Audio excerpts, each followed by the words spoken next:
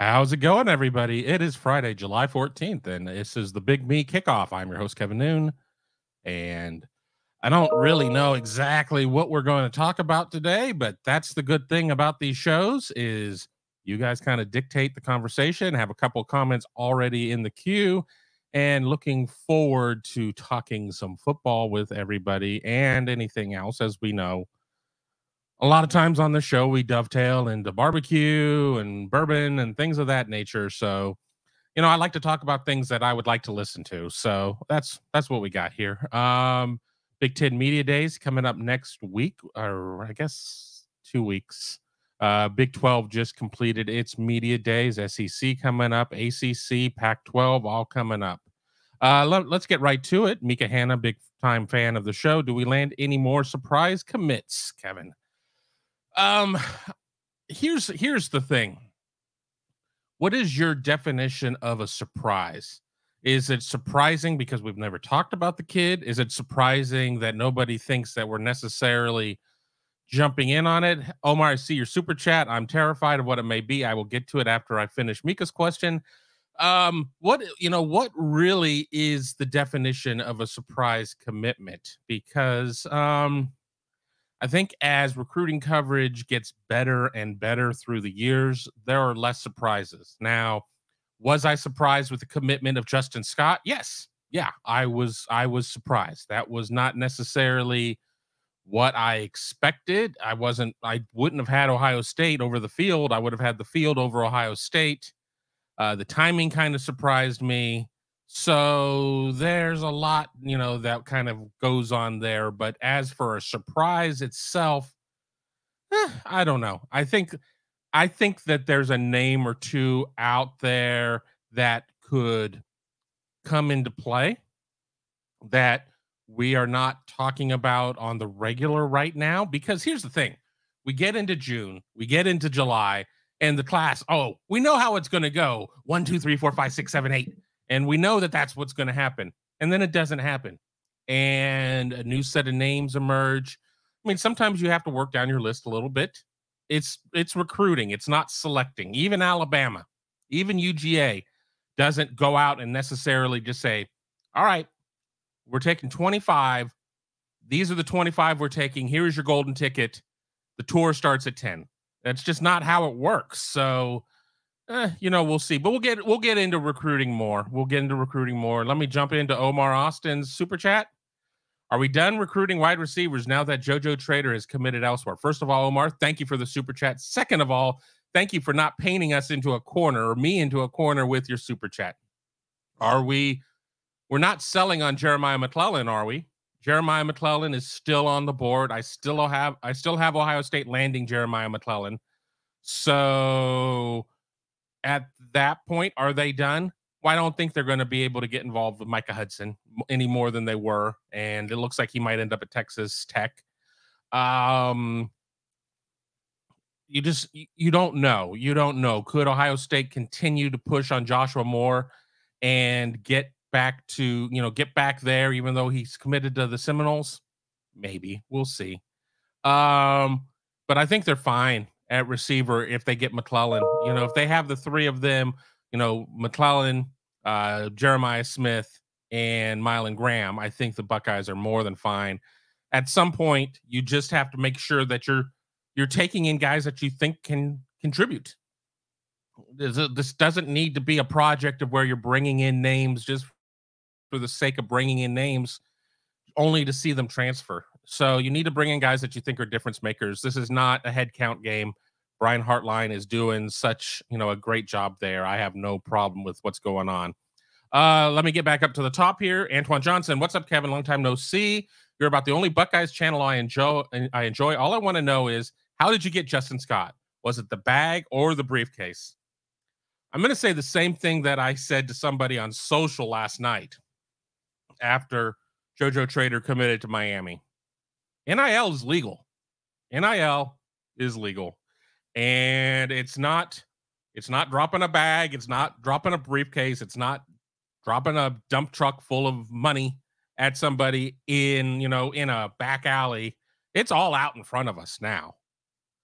I'm not going to be naive enough to say that Ohio State didn't come strong with its NIL offer.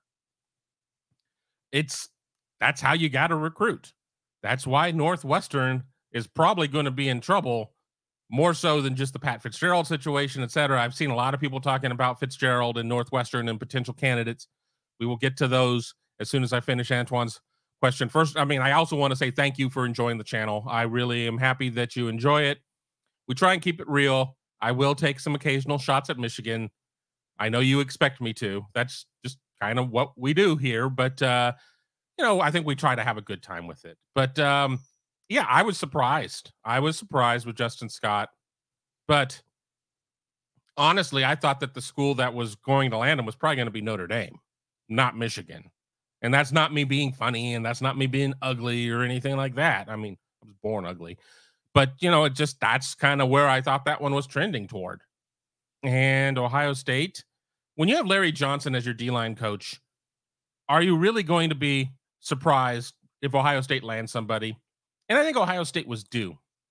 After the Keon Keeleys of the world last year seemed all but in, only not to be in, I think there's some ebbs and flows in terms of recruiting, and I think Ohio State was due. Now, Ohio State didn't land Marquise Lightfoot for now. I'm not convinced any kid that goes to Miami is going to stick with Miami. Miami is just Southern Kentucky in terms of recruiting for me. I think lots of kids commit to Kentucky and lots of kids commit to Miami only to end up elsewhere. So Ohio State misses out on Lightfoot. Ohio State misses out on Jaden Jackson, the defensive tackle who committed to Oklahoma yesterday. I thought that maybe he might end up at Texas. I don't know. I saw Jaden participate in IMG's blue-white game. I thought he was very impressive. He's not Justin Scott. But he's also not really a 1. He's a 3, in my opinion. He's a big 3 tech. Justin Scotts don't happen every year. He is a once every couple year type of player, in my opinion. Jaden Jackson, no offense, is, he's going to be a top end defensive tackle on a yearly basis. Justin Scott is a little different. We'll see what happens with Ohio State's defensive line recruiting. What happens with Dylan Stewart? What happens with some of these other names? Does Ohio State double back? Does Ohio State look in state? There's some names, and obviously people are going to want to talk about Brian Robinson in that situation. I'm going to be very clear. I have avoided reading too much about what happened. What we do know is it sounds like he's not at Fitch anymore. Dad went a little loose on social media, MF'd a lot of people, and things are kind of messy. And now, how does he transfer somewhere in state and not become ineligible? You almost have to send him to IMG. You almost have to send him out of state somewhere to where Ohio High School Association rules are not in play. Not playing a senior year of high school is not advisable. We went through a lot of that crap with 2020 with the COVID year. That's not the best thing in the world to do. So does he go to IMG? Does he go, is there some cousin that lives somewhere? Does he end up at Buford? You could throw anything out there and say that this is what has to happen. Well, I know what's not likely going to happen. He's not going to be able to go cross town and play there with immediate eligibility. That's just not how the rules work. So, we'll see. We'll see. Before we get too deep into this, again, I want to thank everybody for watching. If you're watching us on YouTube, be sure to subscribe to this channel, hit that bell, and give us a thumbs up. That certainly helps us with our distribution channels, gets us out to more people, helps more people find the show, and that all certainly helps us with our product. Really like what you see, do what Omar did. Hit that super chat, send us a little bit of money. That helps us buy equipment. That helps us with some other things. That helps us with personnel. All of that stuff goes to really good causes, so do the super chat. Now, if you're watching us on YouTube or on Facebook and you like what we're doing, be sure to give us some stars. I'm not exactly sure how these stars work, but apparently that is the tipping system over there. And if you're listening to us on any of your podcasting channels, leave us a 5-star review wherever you get your podcast. That helps us get distributed that way too. But enough of that. Wingman Ted calling me off. Big noon kickoff at 1 o'clock. And thinking face. Well, I've been told by a lot of people that there is another show that is on at 12. That is the Zach Smith show. And I will step aside and go a little bit later to try it. I mean, I think that there are a lot of people who are very much in the podcasting ecosystem. And by diluting people, that doesn't really help anybody. So if I can go on an hour later and get a lot of these people to watch and they watch the other show, why not do it? Yeah, I'd love to go on at noon and, go noon to 1:30, noon to 2, and then get on with my Friday and have a couple beers. But we'll go a little bit later because that's fine. So we'll go from there. El Suzabo checking in, and it'll go Bucks. Glad to see you, El Suzabo. Hope all is going well with you. Jordan Kapler, thoughts on Hugh Freeze to Northwestern? I think he'd be a good culture fit. Ha ha ha ha ha.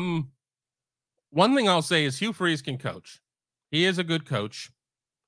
I don't think that he would want to recruit to Northwestern with the problems that Northwestern has in terms of they don't really make any concessions to athletes.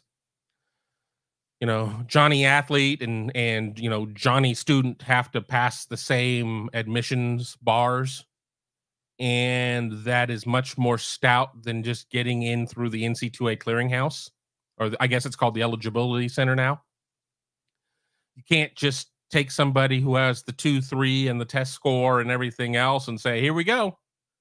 And Northwestern is going to need somebody who is kind of like a David Shaw, who, recently resigned from Stanford, retired, whatever.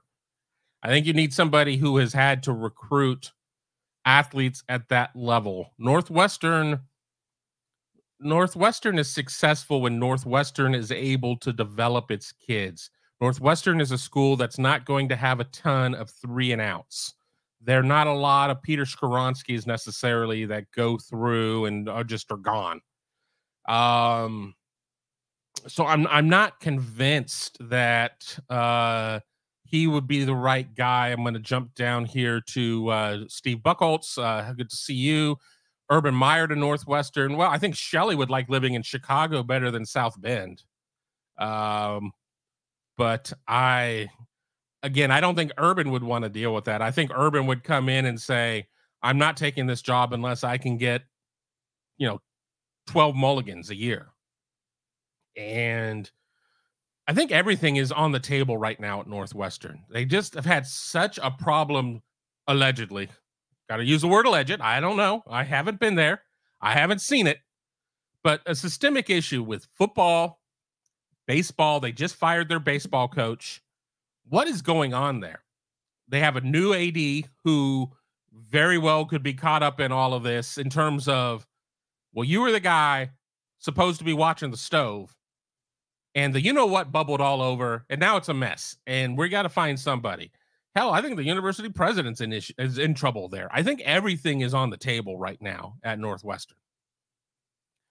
You have a university that does not necessarily associate itself with its athletic profile.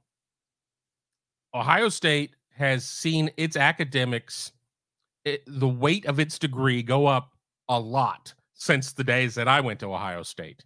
It's hard to get into Ohio State now. It was very easy to get into Ohio State when I was there. I think that when a lot of people look at Ohio State, the first thing, though, you think of is, football, and everything else there. Northwestern, that's not necessarily the case.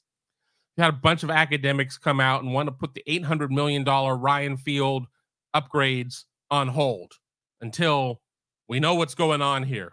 Well, those eggheads don't want money going to athletics in the first place. They want it all for themselves. And again, I'm about looking out for my own self-interests. I mean, I understand it to a point, but I just think it is one of the most difficult jobs out there. And yes, they have this beautiful new lakefront practice facility, et cetera, these great plans for what Ryan Field is supposed to look like if that gets up off the ground. But it's still not a place that is going to be able to compete.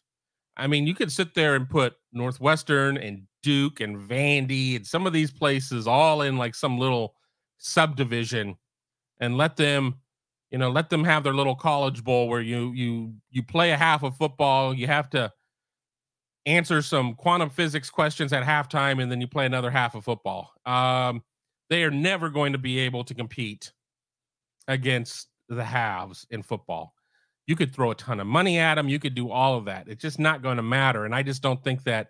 I don't think Hugh Freeze. I mean, certainly because Hugh Freeze, certainly with his rust on there, his warts, that's going to be a problem. I think that there's enough warts on Urban Meyer's, profile, his resume, that's going to create some issues there. I don't know who's going to be the good fit. Odysseus saying Bobby Petrino. I mean, I think people are having a little fun with me here by just listing some of these names off at this point. Hell, why just bring in John Gruden while we're at it too, or something? I don't know. It'll be interesting to see where that ends up.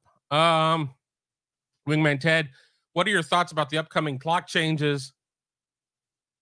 I think the worst thing for football is less football. I don't really like it. I understand what you're saying, what people are saying about, well, I mean, if you take 8 plays out of a game or whatever because of running clocks, that's 8 less plays that a catastrophic injury can happen. Well, if you go in and you start thinking about, Jesus, I hope I don't get catastrophically injured. I mean, that's no way to play. A catastrophic injury can happen just as easy on play 1 as play 61 or 81 or 11. I just don't like it. I mean, I've had an issue with the windows that they try to program games into, thinking that you're going to be able to put a game in a 3.5 hour window when kickoff is at 15 after. Excuse me. So you're giving yourself a little more than 3 hours to play a game. I don't like it. I haven't given it a ton of thought. I guess it's going to be something that I'm going to have to get used to here in a hurry, as we are less than 50 days from the start of college football with 0 week and everything else out there.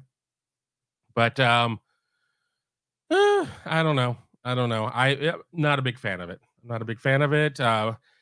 Mark Fetters, hey Kevin, how are you doing, Mark? Glad you're here. Greg Johnson, I'm late. No, we started like at 1:50. I was sitting here trying to order some air filters for the house, and because I just had to run to the supermarket to buy one, and was like shocked with the premium that I paid on it. And I was like, well, screw it. I'm gonna order them online and get some delivered.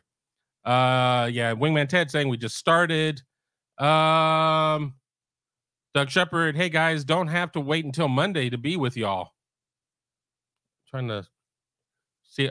Sometimes I miss the context of a comment because we get so far behind. I'll have to try and figure that one out. Music for me, 007. Jeremiah McClellan is likely to join the class. Getting back to our wide receiver recruiting question, absolutely.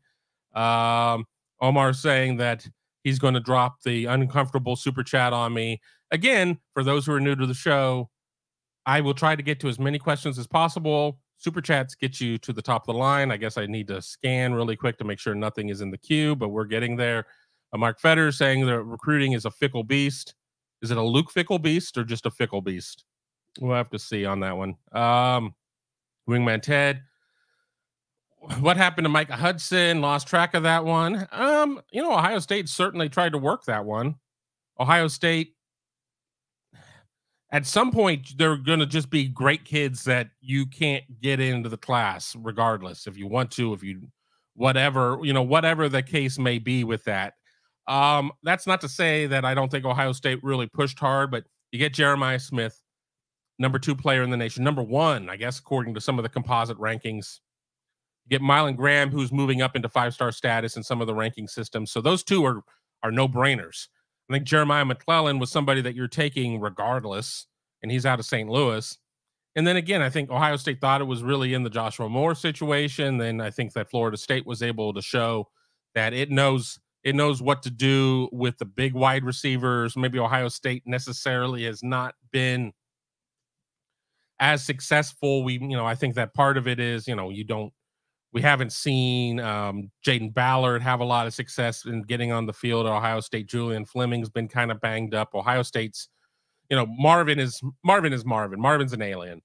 So that's a little bit different. But you look at the Chris Olaves, you look at the Garrett Wilsons, you look at Emeka Egbuka. There's a certain body type, I think, that is like a lot of Ohio State's wide receivers. And for whatever it was worth, Florida State did a really good job of getting in the ear of Joshua Moore and saying, we have a better record doing this. And you got to be doing something right if you can out recruit Ohio State for a wide receiver that it covets. And then when it comes to Micah Hudson, I think that something's got to give. Something's got to give. And Ohio State just never really was able to connect. And that's fine. That's fine. You're not going to be able to land everybody. And, you know, you kind of, you go on from there. It would be great if you could just sit there and say, this is the definitive top 300 list of high school players.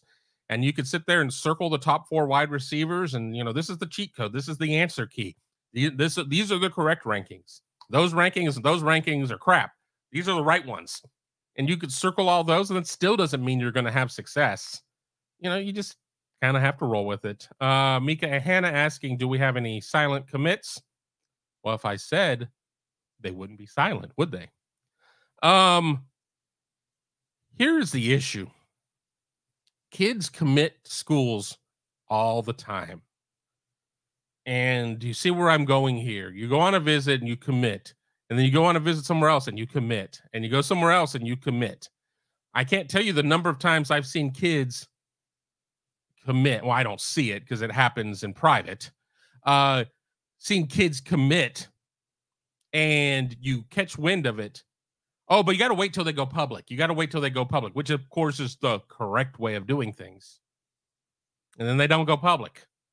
So have I heard of kids that I think have told Ohio State they're coming? Yes.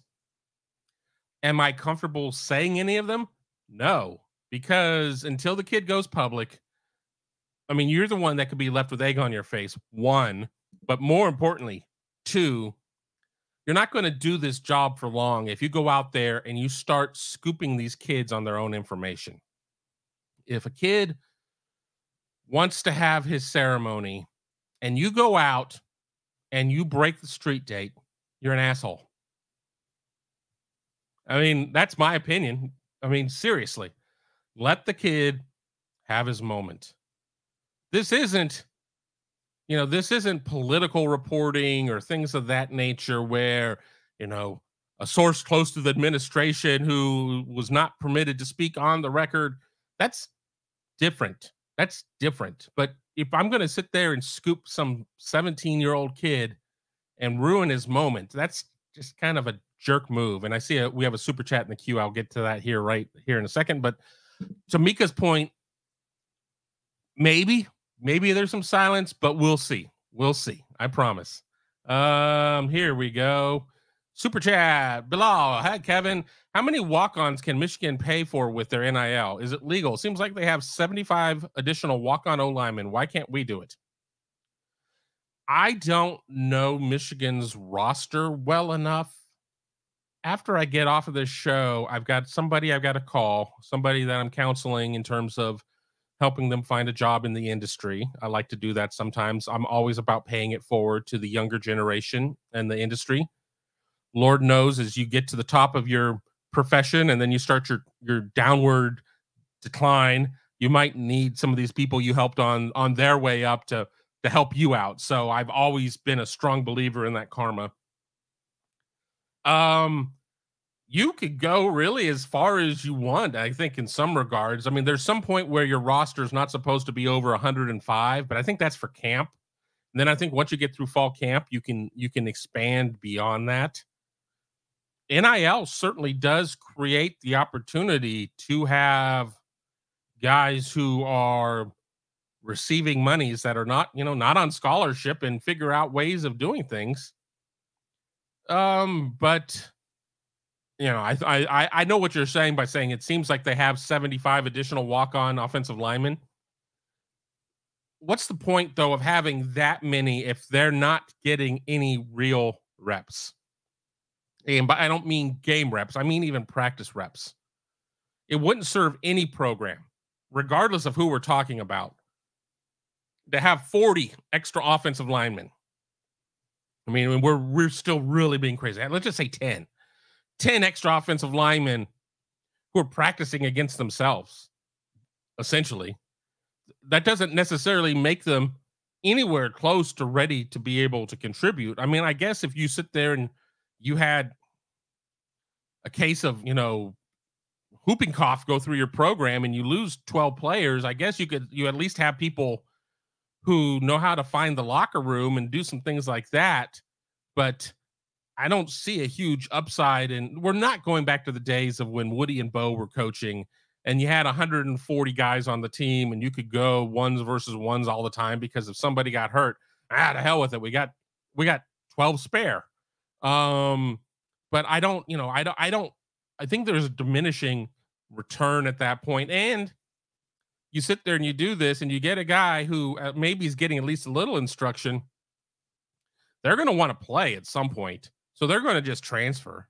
So you're not going to sit there and say, well, this guy's been a 3-year NIL compensated walk-on lineman that, if you have to use that guy, what does that say about your recruiting? If you have to sit there and use some guy who's like a 3rd-year NIL compensated walk-on who then suddenly becomes a starter, I mean, crap, you've missed a lot if you have to do that. But that guy's never going to get to that point because that guy's going to sit there and go FCS, low FBS at some point. So I don't see a ton of huge upside on it, but I understand what you're saying. I think you can still try to get certain people in those types of roles. I mean, obviously Ohio State has the benefit of having a guy like TC Caffey at running back, and I don't know what he's getting in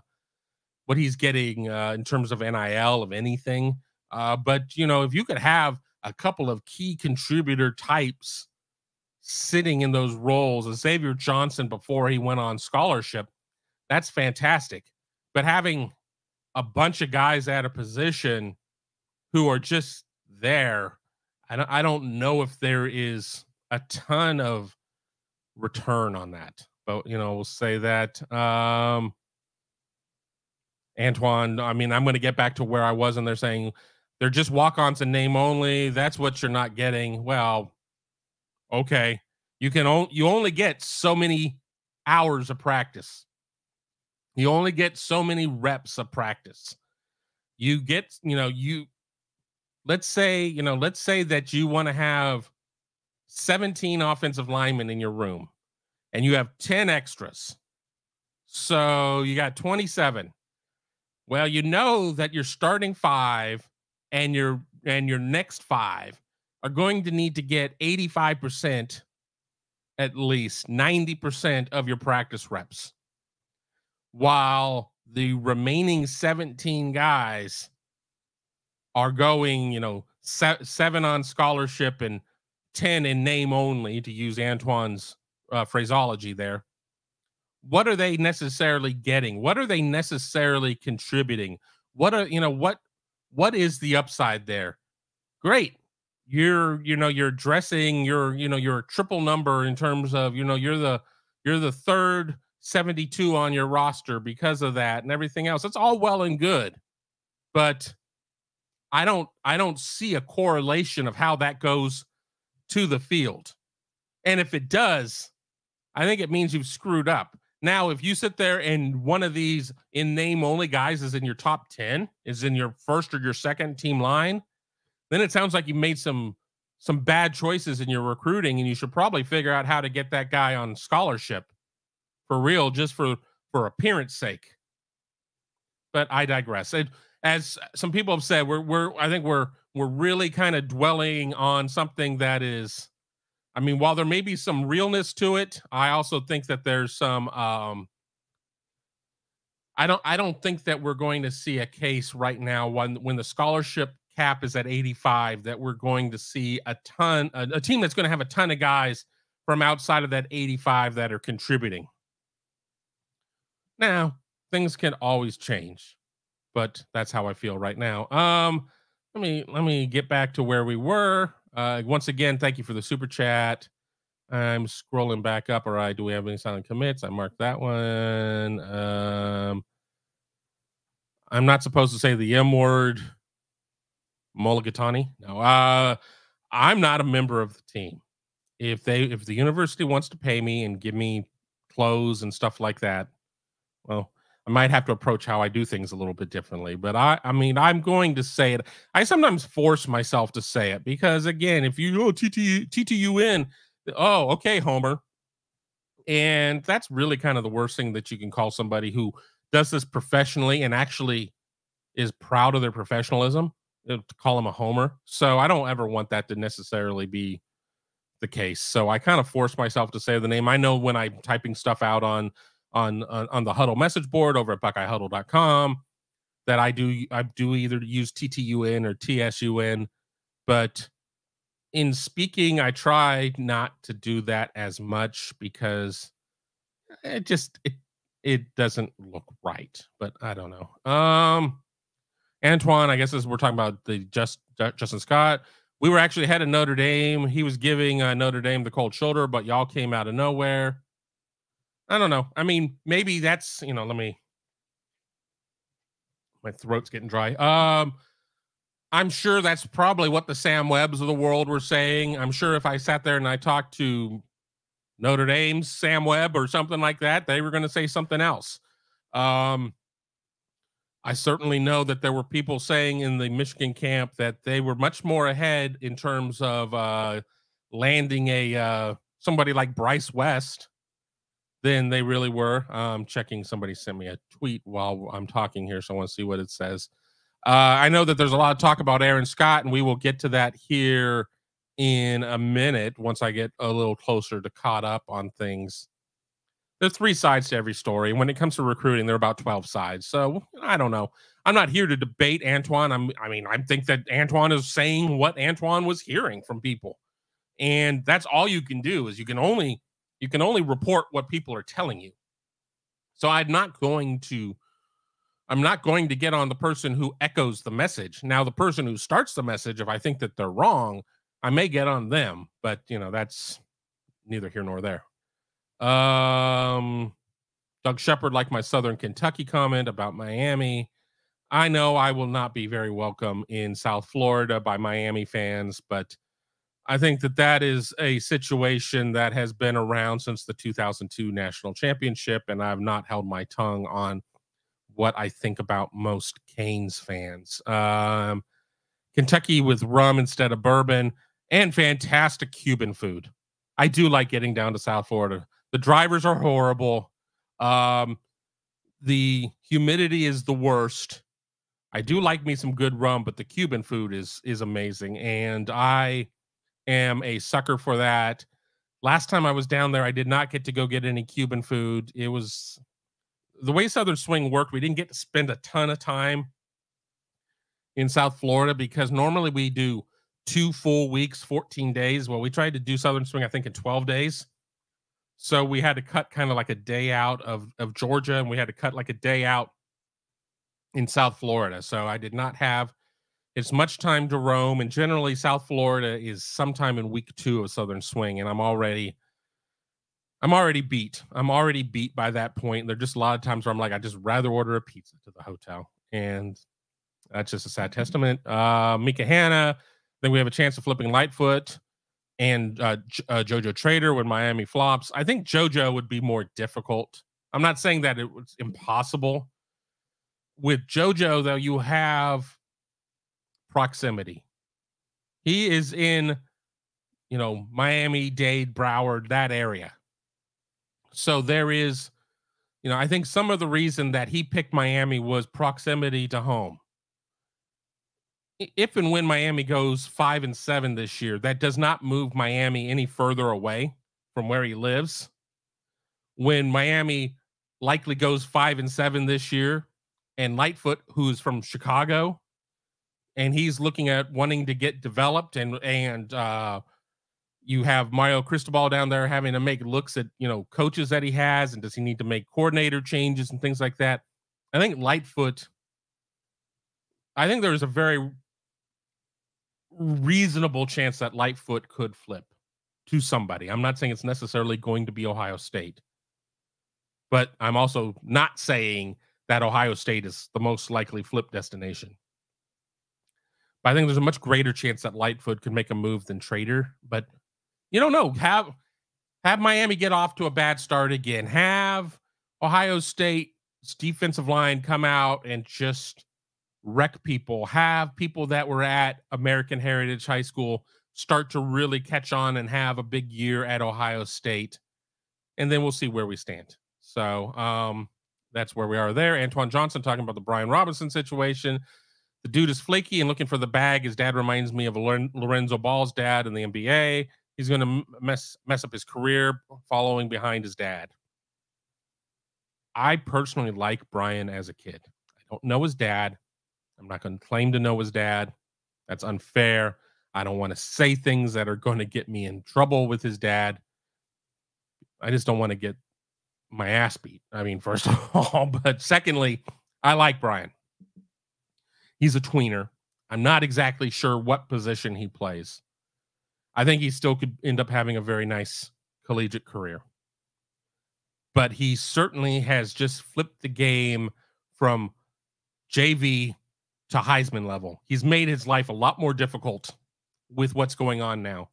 Where does he play his senior season? What does this mean? What does this do to his recruitment? Because you're not recruiting just a kid, you're recruiting the family. And that is always going to be a very real issue. A pain in the ass family is certainly not something that a coaching staff wants to have to deal with. Even under the best of circumstances, a completely reasonable family, if their kid isn't playing, is going to start asking tough questions. And why isn't my kid playing? Why isn't my kid playing? Well, when you have a dad who goes out and goes on just, nuclear meltdown blast on social, that can't bode well. So you have to wonder, is he almost having to start his recruitment over again? Is there going to be a way to have, walk this back a little bit and I see a super chat in here, so I will get to that here in a second. How are you going to get back from that? And Antoine, I don't know. Let me get to this super chat because it is a generous one. I'm caught up there. Where are you? There we are. Omar. This is to help with beer for the crew and to have my question answered. Gun to the head. Oh boy. I don't even know where we're going here. God help me. If you have to stand behind Tony and Tom at the beach while they had on a thong Speedo, requesting a back shave and sunscreen application, who do you oblige? Where's that gun and how do I pull the trigger? That is my answer to you, Omar. That is my answer. I'm going to take the bullet than have to do either of those. Oh geez. I think that Tony would tell better stories during the time, so I wouldn't have to think about how disgusted I would be having to do this.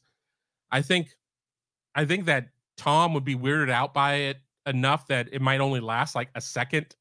I'm going to say Tom for that reason, but I might have to burn my hands off. I'm not talking about just burning my fingerprints off. I might have to physically burn my hands off of my wrists so I don't have to deal with that.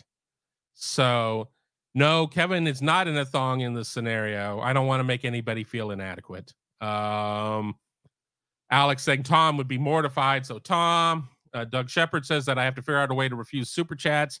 Mark won't let me refuse super chats, but it's all in good fun.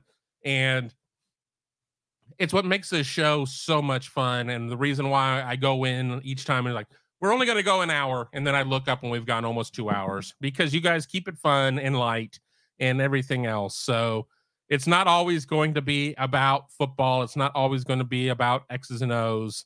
Sometimes Omar gets a little loose with his super chat comments and we have to go there, just like maybe like Jordan Kapler has done at times.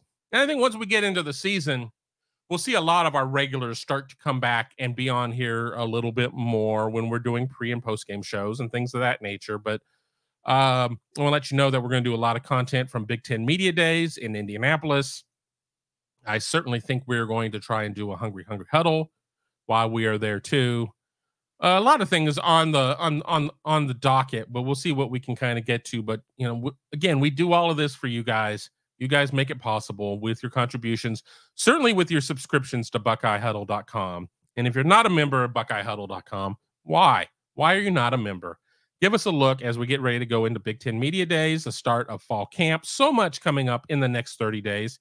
If you sign up today, so much you can get involved with as Ohio State's got some big announcements that are going to happen here in the month of July and going into August in terms of recruiting. An opportunity to interact with Tom, Tony, myself, Mark Ivler, Alex Gleitman, everybody who's part of the site on a daily basis. So BuckeyeHuddle.com. Try us for a month. If you don't like us, let me know, and I'll see what we can do better. But you have to check us out before you know. Let me go and get through a couple more from here, and then I'll get back to where we were. Peace Clan, that's excuse you're saying something about going to get Mai Tais. That's all I got. I certainly think that if I would probably need to get something stronger to pour directly into my eyes so I wouldn't have to see what was going on there. Alex Martin saying that I rock. Mika Hanna, you are always here. That is for certain. And we love you for it. You are one of our most loyal viewers, but there are so many that I do not want to run the risk of not naming our regulars as we sit here and we go through 40 plus minutes of this episode. All right, we're going to get back to some of these other questions here in a minute, but let me get back to where we were. Super chats do that. Sometimes we stop and then we jump down and I miss a lot of questions that I want to get to. Alex Martin saying one of the top 4 brains in college football: Kevin Noon, Mark Rogers, Steve Helwagen, Tony Gerdeman, best. Hola. Well, I certainly appreciate that. Is a great group to be associated with, all good friends of mine. There is a lot of great Buckeye coverage out there, and I'm glad that all of you have decided to spend some time with me as I do my solo show. It really has gotten to the point of where I haven't even considered having a guest on in a while. It seems that we are able to do so much more rapid fire, but there will be some guests coming up. But these live shows are so much more fun to just do myself or to have members of the Buckeye Huddle staff on, just because we know how to finish each other's jokes. Yakov. Pickerington, you'll never find a more wretched hive of scum and villainy. Well, that may be true. That may be true. It's something, but that's where I live. I live in Pickerington, right by Pick North High School. And I'll say what we do not have out here, and that is good restaurants that are not chains. This is the land that all chain restaurants love to come to, and that's about it. But and the land of new construction. It is so difficult to get around here. There's so much traffic.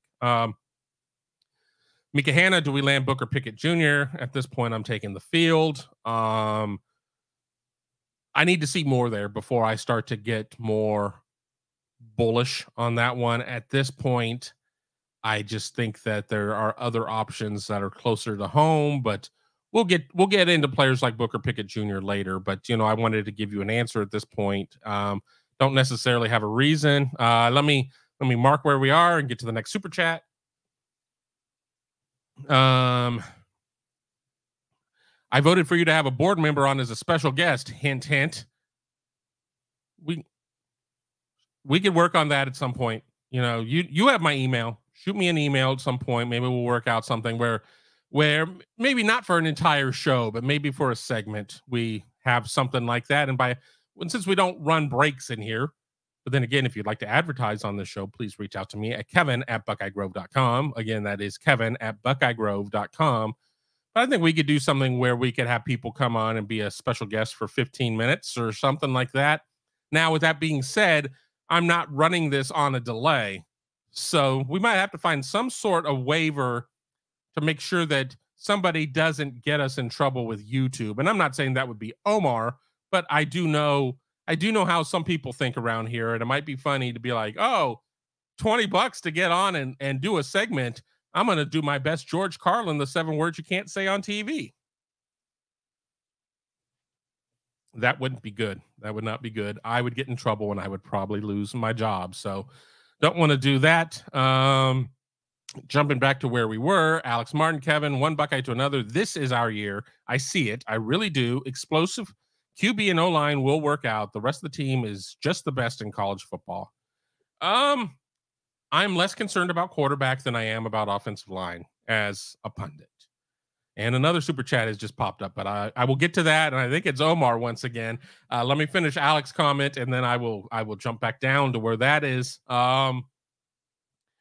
I think running back is solid. I think that wide receiver is among the best in the nation, if not the best. I think D-line is pretty good. I think linebacker, again, in a 4-2-5 situation, you only have to have two of them out there. I think linebacker's in great hands with Tommy and with Steele. And then I think that the secondary is going to be much improved. I still think I need to see Ohio State have a more diverse offense in terms of run pass. I need to see Ohio State convert 3rd and 2. I need to see Ohio State convert 4th and 1. I need to see Ohio State run the ball and stay ahead of the chains. I think that we're going to get at least the play calling under Brian Hartline. Execution is something else, and that has to deal again with offensive line. You've got to get push.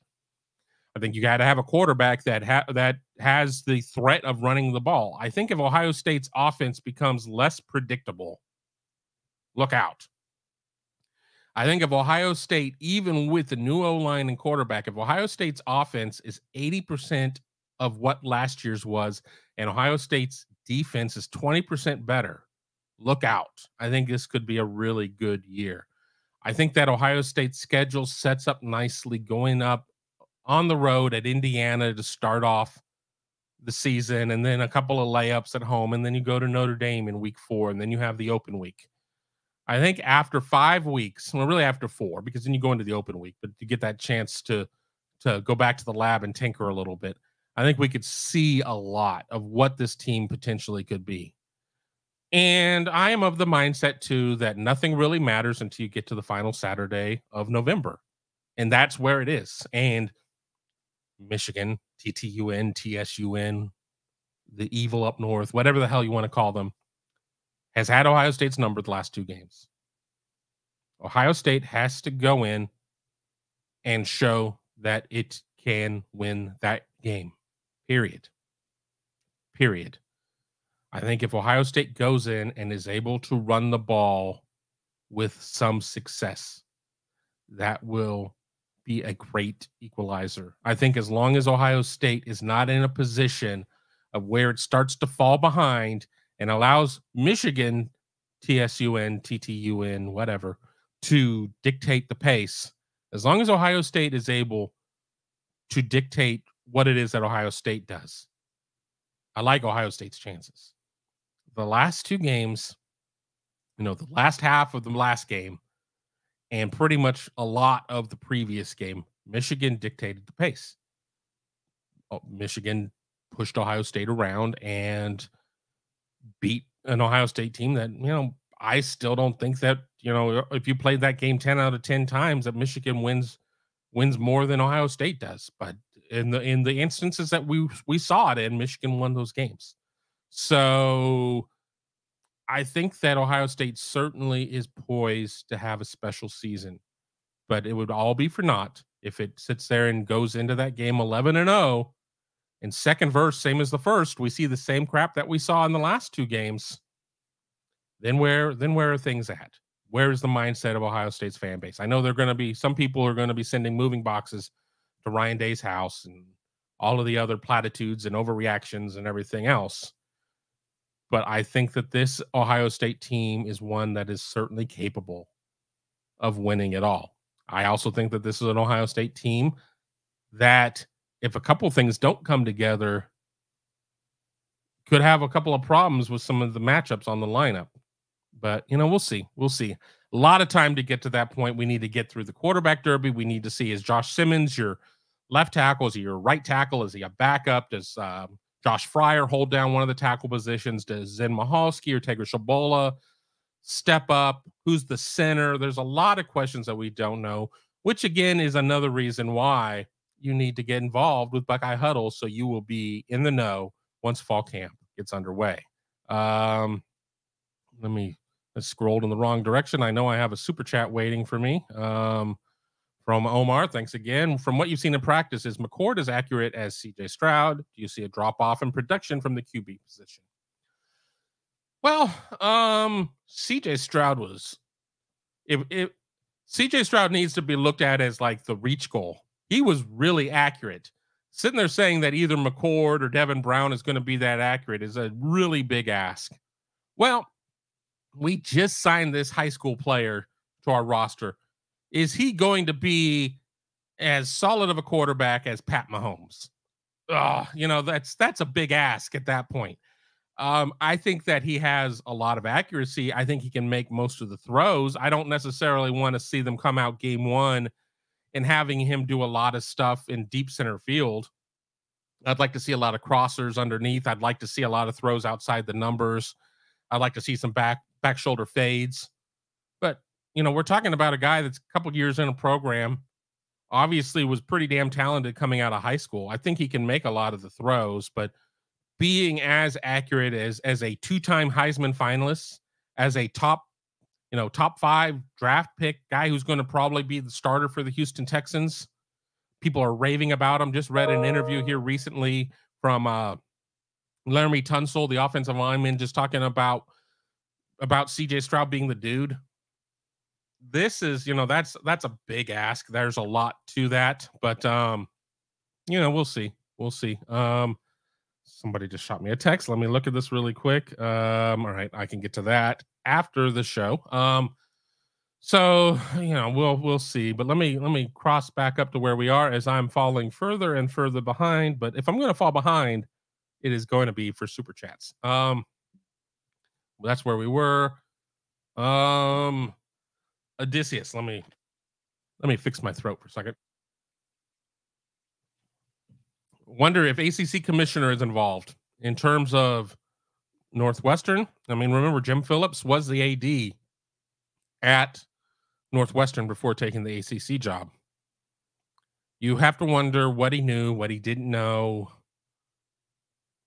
Athletic departments, and there are a lot of places where it's going to be like, well, how could you know? They're so big and massive.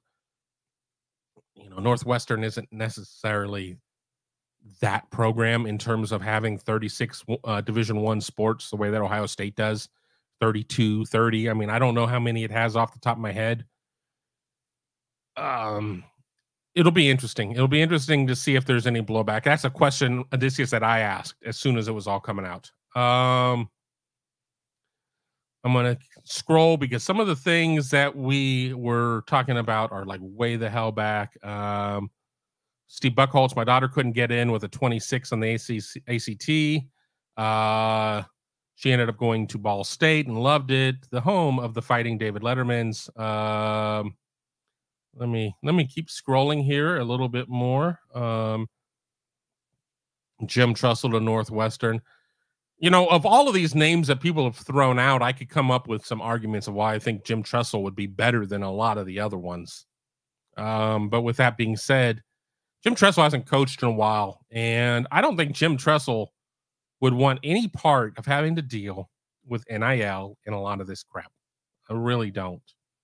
I think that that's been out of coaching for even 5 years, probably looks at the current landscape as like, oh, I can't. I mean, since the Jim Tressel era ended at Ohio State, we put in an early signing period. We put in NIL. We put in a lot of other things that are just different and more things to have to manage. And I think one thing we knew about Jim Tressel was Jim Tressel's fingerprints were on every aspect of his team. Sure, he had assistants. Sure, he had staffers.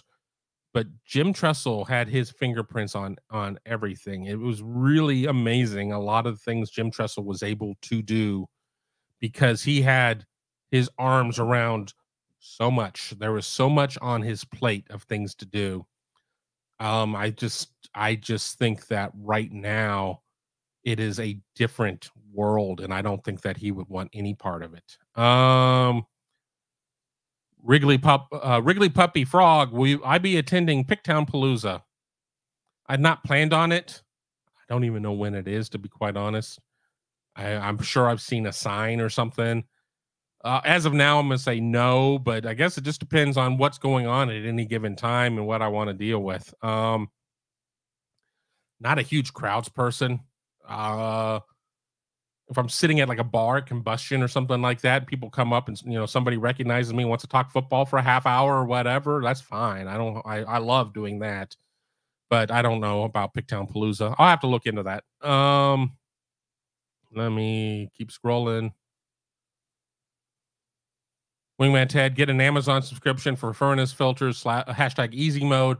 I'm using a site called Filters Fast. I use them for my refrigerator filters, so that's all fine there. Bucktown Bully, hi Kev, go Bucks. How you doing? Glad you could be part of the show. Let me keep scrolling down. It has been a while. I'm doing well. Wife is out of town right now. She is home. Her parents' 50th anniversary is this weekend. I really wanted to try and make it down there, but it's difficult to be the AV guy for a site and need to have fast internet all the time and then be traveling for like leisure travel. And they just don't have high speed enough internet to where I could be able to do live shows in a clean basis. And I sure as hell don't want to have to do it from Lake Charles Starbucks. So I am home right now, which is fine. Just enjoying things, looking forward to the weekend. Have a couple of silver bullets in the refrigerator with the mountains turning blue. And once I finish doing some laundry later today, may sit out on my patio and have a couple of beers and see if I can listen to one of my books on tape. Let me keep scrolling down here. I've caught up to one of the first super chats. I go in and I put the audio in for the shows, and I can tell when I'm looking for the questions based on the waveform of the audio. Antoine, well, Kevin, they're just we already got to that one. Here we go. Wingman Ted. Kevin, do you see Ballard or Tate or Ennis, etc., passing up Fleming this year, or do you see Hartline and Day holding on to Fleming longer than they really should because they believe he's owed something? Well, as we know, playing receiver is about a lot of things, and I don't think there is a better blocking receiver than Julian Fleming. Now, when you have as much talent as you do you just want to bring somebody in and say, well, you're going to be a blocker, you're going to be a decoy? I mean, Julian Fleming has made some plays along the way. I think what it's going to come down to is that you're going to have to find ways to get lots of guys out there while not limiting touches for Marv and Emeka for that matter. So I don't see a situation of where Fleming gets completely passed up, but I do think we see them try out some different groupings, some different formations, some things of that nature.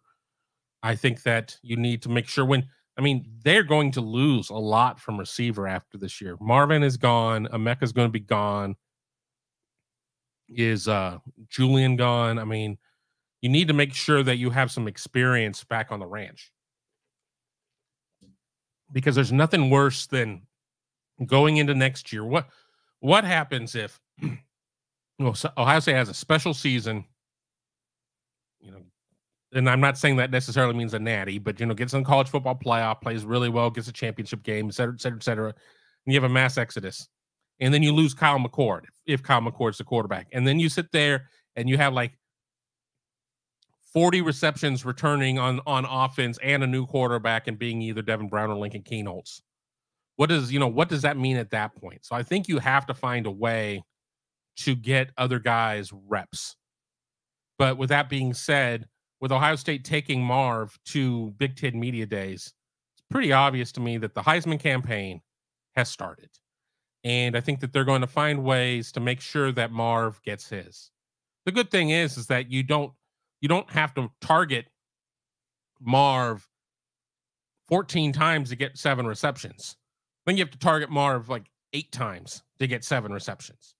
I think you have to have like 7 receptions to get Marv 115 yards and a touchdown or 2 touchdowns a game. That's just how that kind of works. But I think they're going to try and get him his. But you don't want to play for next year too much. If you play for next year and you completely abdicate this year, being like, well, we're really worried about what next year is. You may not be the coach for next year because things may go awry. Things may go south. So, to your point, Wingman Ted, I think that you got to find a happy medium. And I think that's going to be something incumbent upon new offensive coordinator Brian Hartline to keep track of making sure that you have the right mix. And then, I think that you're going to have a lot of opportunities. We can talk about how tough Ohio State's schedule is this year or whatever, but the reality is Rutgers is Rutgers, and some of these other teams are some of these other teams, and there's going to be opportunities. Who's going to be out there against Penn State? Who's going to be out there against Michigan? Who's going to be out there against Notre Dame? Who's going to be out there at Wisconsin? Those are some places that I'm going to be interested, because that's where you're going to see when it comes down to knuckle crunching time. Those are the guys that you trust at that point. And I'll say this: what happens if you play? Let's just say Carnell Tate comes out in the second half and you're still throwing, and he has 9 receptions for 180 yards and 3 scores. And I know that's it's a little counterintuitive to think that he's going to have that type of situation in the second half of a game, but you get yourself into positions where you create controversies because somebody comes out and looks so good at such and such a point. You got to get him out there more. What have you done for me lately? I know what I just saw, so I don't know.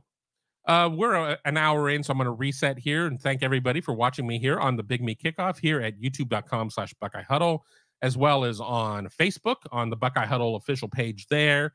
And for those of you listening to us on our audio platforms of choice for podcasting, be sure to give us a thumbs up, subscribe to the channel. That thumbs up is really huge on YouTube, so I'm going to give you a 3 count to hit that thumbs up if you haven't yet. 3, 2, 1, hit that thumbs up. If you really like what we're doing, send us some stars on the Book of Faces and write us a positive review to help us with our distribution. Now that I got all of that out of the way, let me keep scrolling down and seeing what we have here. Best part is when I have the light shining right in my eyes and I get to struggle to read things. Do I think that the future UGA and Alabama series actually happen? They're pretty far off in the future. The thing I'll say is, I think there are a lot of people who believe that the next real round of realignment won't be until 2030 or so, until you almost at the conclusion of the ACC contract, until you're leading up to the new Big Ten contract, not the one that's going into play this year, but the new one, which I think this one runs for like 6 years. I think you could see those series happen. I think Alabama is the late 20s. Georgia, I don't know, is that like 31, 32, 30, 31? I'm not sure. I don't have that in front of me. I think that if we see a real change in things, if the Pac-12 deal is crap and Colorado bails and then Oregon and Washington bail and everything else, all bets are off. I still think that in order for the best for the game, I think that we're going to end up seeing a Power 2. I really do. And I'm not saying this is a next year or in 5-year thing, but eventually we're going to see a Power 2. We're going to see an NFC and an AFC. We're going to see a Big Ten and an SEC or whatever. I think what you can do is you can have football in its own structure and then keep a much more similar, familiar structure for the other sports. But what if you have a 24-team conference? So 2 of them. So it's your top 48 teams. And, so you have like your Big Ten East and your Big Ten West, your SEC North and your SEC South or something like that. And you play all 12 of your games in your conference. Or you play 10 in your division and 2 in your conference or something like that. And then once you get in the playoffs, you're playing against the other side. So I guess it'd be more like Major League Baseball before interleague play. You join conferences and you have conferences not to play conference opponents less, you have it to play conference opponents more. I think that there's more familiarity. I think it just makes for a better product and a lot of jumping around. Now, I can hear people saying, well, what does that mean for the teams that are not in the 48 or whatever? Sorry, sucks to suck. I don't know. Do you have like relegation? I mean, but that's difficult at this point. Oh, we're going to make all these expenditures and then you get relegated. And then what, then what does that mean? I don't know. But I don't think every member of the SEC or the Big Ten necessarily need to be invited into these super conferences. I think Northwestern isn't doing itself any favors. I don't think Vandy's ever done itself any favors. I think there are a lot of teams that don't have the financial resources to be able to compete at the highest of levels. Now, that's not saying that everybody's going to want to sit there and have it in a situation of where there are no layups in the schedule.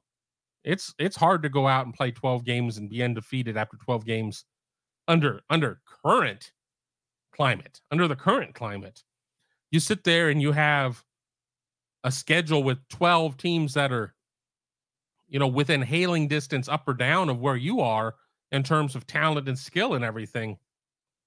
We're looking at the NFL where a good team is what they have 19 games now or something like that, 16-3 or whatever.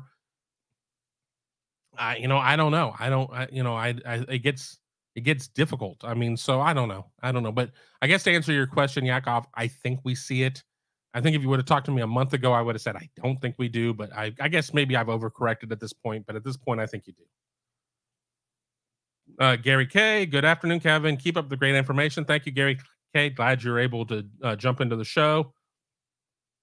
I love some Cuban food right there with you. It's fantastic. It really is. I mean, and you can go in and find a place that does like Cuban coffee the right way. That is fantastic too. But I've really tried to cut back on my coffee. It makes me way too jittery. So just imagine me doing this show jittery. That would be horrific.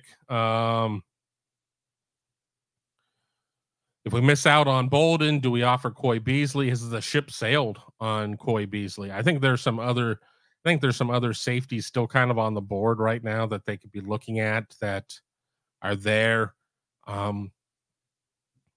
Ohio State really did not pursue Coy Beasley all that much prior to his commitment to Purdue. Sure, I think they could kick the tires if that's where they get to on the board, but I think at that point you sit there and if you're Coy Beasley, you're like, oh, now you come around. And this, so you thought so little of me that you're coming around to me here in November, and I could go to Purdue and maybe start year one, and if I go to Ohio State, I'm in a mix. I don't know. So I know that there is a natural order of things that you do have to go back and kick the tires on some guys, but I also never fault a player who's like, I'm not receptive because you could have reached out to me in April and now you're reaching out to me in November. And I don't know Coy's situation completely, so I don't know the level of conversation there, but I'm not buying it. Do I have any say in player ranking, stars, etc.? I do not. Ever since leaving Rivals, where I still didn't have a lot of say, now that I'm here at Buckeye Huddle, which is an independent site, we do not feed up to a network. We do not, have to deal with any of that, but we don't have national rankings either because we are independent. So there's no real outlet for me to put rankings out or stars or anything. I know Mark Givler does have like his Ohio top players for this year or that year or whatever. Mark certainly is going to talk to all of us who see kids out there to get their opinions. But in terms of traditional player rankings, I don't really have anything to serve there. So no, I do not. I'm going to keep scrolling down here. Josiah Trader is really close to Jeremiah Smith. Yes, they are. But I think that even well before JoJo Trader committing to Miami, we all had the belief that Trader was probably not going to Ohio State, was probably not going to head out of the state of Florida, or at least certainly not north of the Mason-Dixon line. And we see a lot of times where there are guys that are like really close and they end up going to just different schools. I mean, everybody's got to come to their own decision. We love to talk about the package deal. Oh, well, they're tight, so they're going to go together. And guys will even talk about it. Yeah, I really want to go and play college football with my buddy. And for one reason or another, it doesn't work out. It is what it is. Hell, I've seen fraternal twins end up at different schools. So if these fraternal twins can't go to the same school, and they have, and their parents are going to have to sit there and pick and choose which games they're going to see of each kid because of that, shows you how difficult it is necessarily to hold a package deal together with two guys who may be as close as brothers but have no shared blood. So that's kind of my view on that one. Gary K, any new updates on Bolden or Stewart? Excuse me while I sit back here. Maybe Aaron Nolan could get in Bolden's ear and get him to commit to the Bucks. I don't know if that is necessarily something that Air Bolden is going. I mean, Air Bolden has been a great recruiter for Ohio State and talking to guys. So that's all well and good, but both of these guys are defensive guys. Air Nolan is an offensive player. Air Nolan goes to Langston Hughes, while like Bolden goes to Buford. Dylan Stewart goes to Friendship Academy or something in Washington, D.C. It's nice that they're both from Georgia in terms of Bolden and Nolan, but I don't think that there's really any huge draw because of it. I mean, everybody wants to sit there and they know that the quarterback is such a Cadillac position in terms of every offensive play, outside of like a wildcat, the ball goes through his hands at some point, et cetera, et cetera, et cetera. Ohio State has plenty of things going in its favor in terms of its recruitment of KJ Bolden. And I still feel pretty good about Ohio State's chances there. You're never going to, there are going to be some kids. I felt 100% about Jack Sawyer pretty much all along. But he was an Ohio kid. I was close enough to the family that I felt like I was getting good information, things along those lines. Dealing with a kid who's in the state of Georgia, being recruited by Georgia and Alabama and Florida State and everything else, things change daily. But where they stand right now, I feel pretty good. Dylan Stewart, I know that some crystal ball, RPM, Futurecast, whatever the hell, have been in for Ohio State. I still think South Carolina is very dangerous there. I'm still going to say Ohio State at this point, but that's little more than a coin flip. Little more than a coin flip. I guess I am taking Ohio State versus the field, but not by much. So, we'll see. Wingman Ted, next time I go to Chicago, go to 90 miles. Super authentic Cuban food, way better than Chicago-style hot dogs. If you want a pizza alternative, you can bring your own rum for their mojitos. What? What the hell is this? This witchcraft. I can bring my own rum? Oh, hell yeah. I have to know where it is. I mean, one of the issues when I go to Chicago is I don't get a car when I go to Chicago. I'm either staying on the north end up by Rosemont over by O'Hare for like Big Ten stuff at like the Big Ten offices, or I'm staying like close to the UC and I take the train. So as long as it's something that is mostly by the train, so I'm not having to jump around a bunch of Ubers and things, I'm going to need to remember that, because that sounds fantastic, even prior to the whole rum conversation. But yeah, I'm all about that. Jeremiah Yoder. Hey, Kevin, I'm quite sure you're more than ready for the Buckeyes regular season to start with the majority of Buckeye Nation. Let's go Buckeyes. Double thumbs up. Thank you, Jeremiah. Something on my list of things to do today is to finally go to Barnes & Noble and go get my Phil Steele magazine. I normally order it online. I didn't order it this year. I don't know. It's been a weird year. And have not necessarily, I'm not doing a lot of my normal habits. Like in July, I normally go on vacation. I get back from vacation. I've read the Phil Steele magazine and this, and this. Haven't really taken a vacation. Haven't really been able to do that. Haven't picked up my Phil Steele magazine. I better get off my ass and start doing this because I'm going to be in Indianapolis before you know it. But I just haven't quite gotten there yet. I'm ready for some football as we were sitting there through the quiet times of no baseball coming out of the All-Star game. Just real slow time. I just need to, I don't know. I need some rocket fuel or something to get me going. I don't know. Let's keep scrolling. We're starting to get caught up here. All right, I know where we are now. Mika, do we land KVA? Probably. Kingston Vilamu Asa or something. I'm not 100% on the pronunciation, but KVA is the way of putting it. I feel pretty good there. I mean, we're going to get to the point of where, I think Notre Dame insiders feel really good about Notre Dame. I think really when it comes down to KVA, though, one of the things he liked about Notre Dame when he started getting recruited there was James Laurinaitis. Where is James Laurinaitis now? Ohio State. And he already liked Ohio State. So I think that it's going to end up being a positive for the good guys as KVA ends up being the third linebacker in the class. I think Ohio State feels pretty good there. So I'm going to say yes. Odysseus, you guys should go to a wings place that only serves real wings. Unfortunately, Tony doesn't like bone-in wings. He only likes his nuggies, and he likes his nuggies in dinosaur shapes in a sippy cup. Now, but he likes boneless wings, and I'm going to admit there are times where I am working on the computer as I'm trying to eat. I have to order boneless wings because I'm a very messy person, and I have wing sauce up and down my arms as I'm trying to type on the computer, and that probably will void the warranty. So, yeah, but I really do like good bone-in wings because let's remember this. Boneless wings are not wing meat. They are chicken breast meat, and that's just not going to get it done. So I agree to a certain point. Alex Martin is talking about a mojito.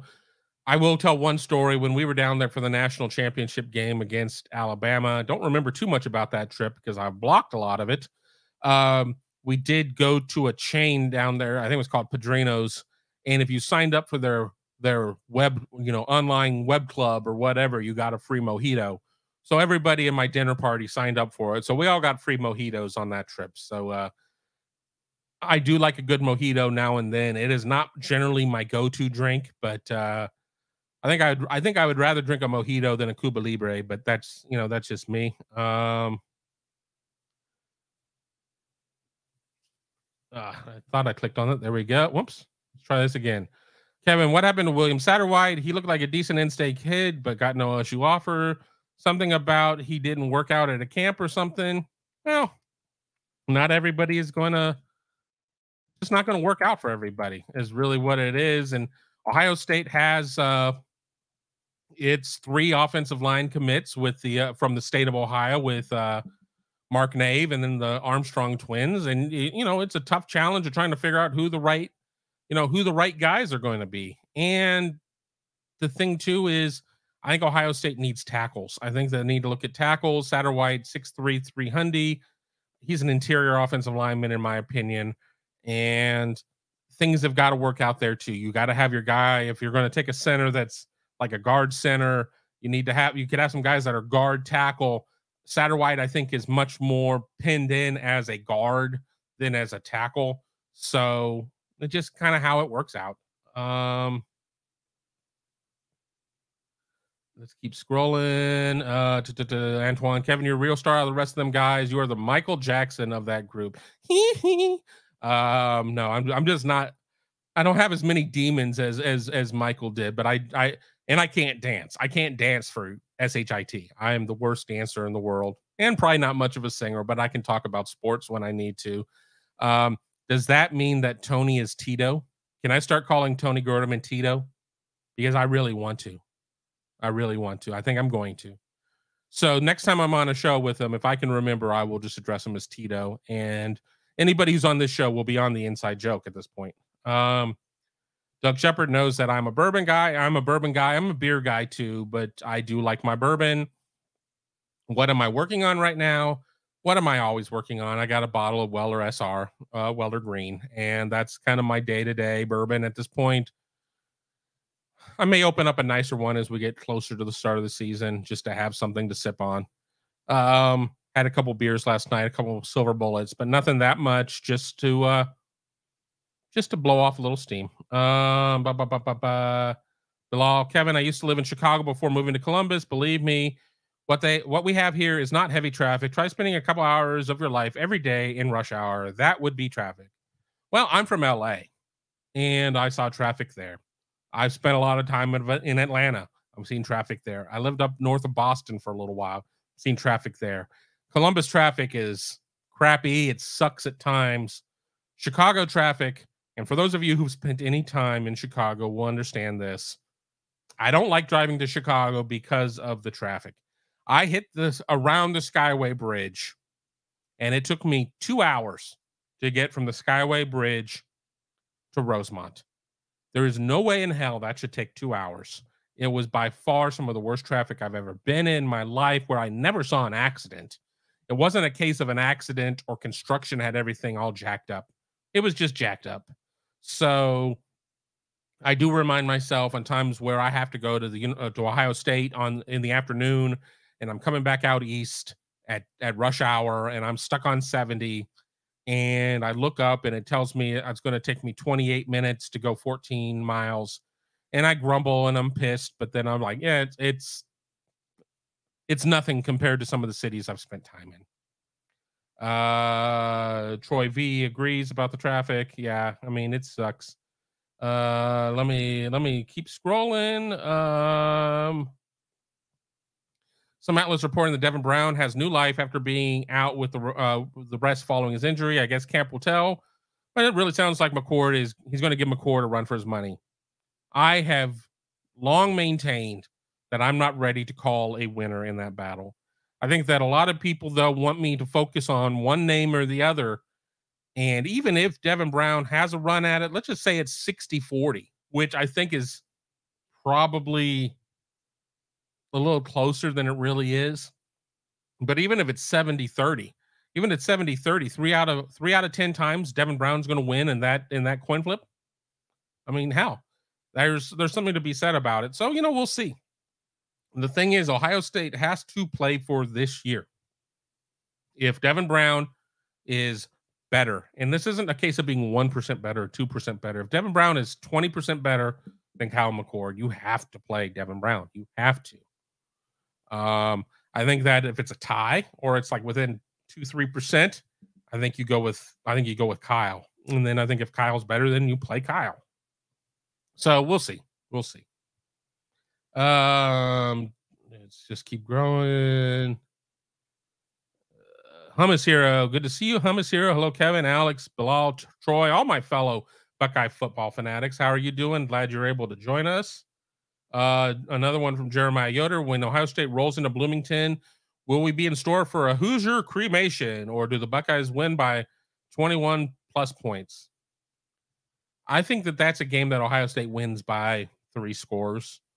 I think that it's a game that Ohio State certainly could win by a lot more. Indiana wasn't very good last year. Indiana is not going to come out week 1 and suddenly have figured everything out. I think Tom Allen's in danger right now in terms of where that roster is and some things of that nature. I think you're going to see both teams have some of that first game rust, maybe a little nervousness, some things of that nature. That's a game that I think could honestly be, if both teams are in mid-season form, could be a 45-13 type of game. But I think being week 1, I think that 38-17 or something like that, and people are going to flip out. You told me the defense was going to be better. You told me the defense was fixed. It's one game, guys. It's one game. People are still getting put into the right spots. Sit back up. So I think it's gonna be a 3-score game. I haven't looked at any lines really that closely at this point, but that's where I'm at. Um, oh boy, I'm falling way behind. So we're gonna start skipping some more as I try to get caught up.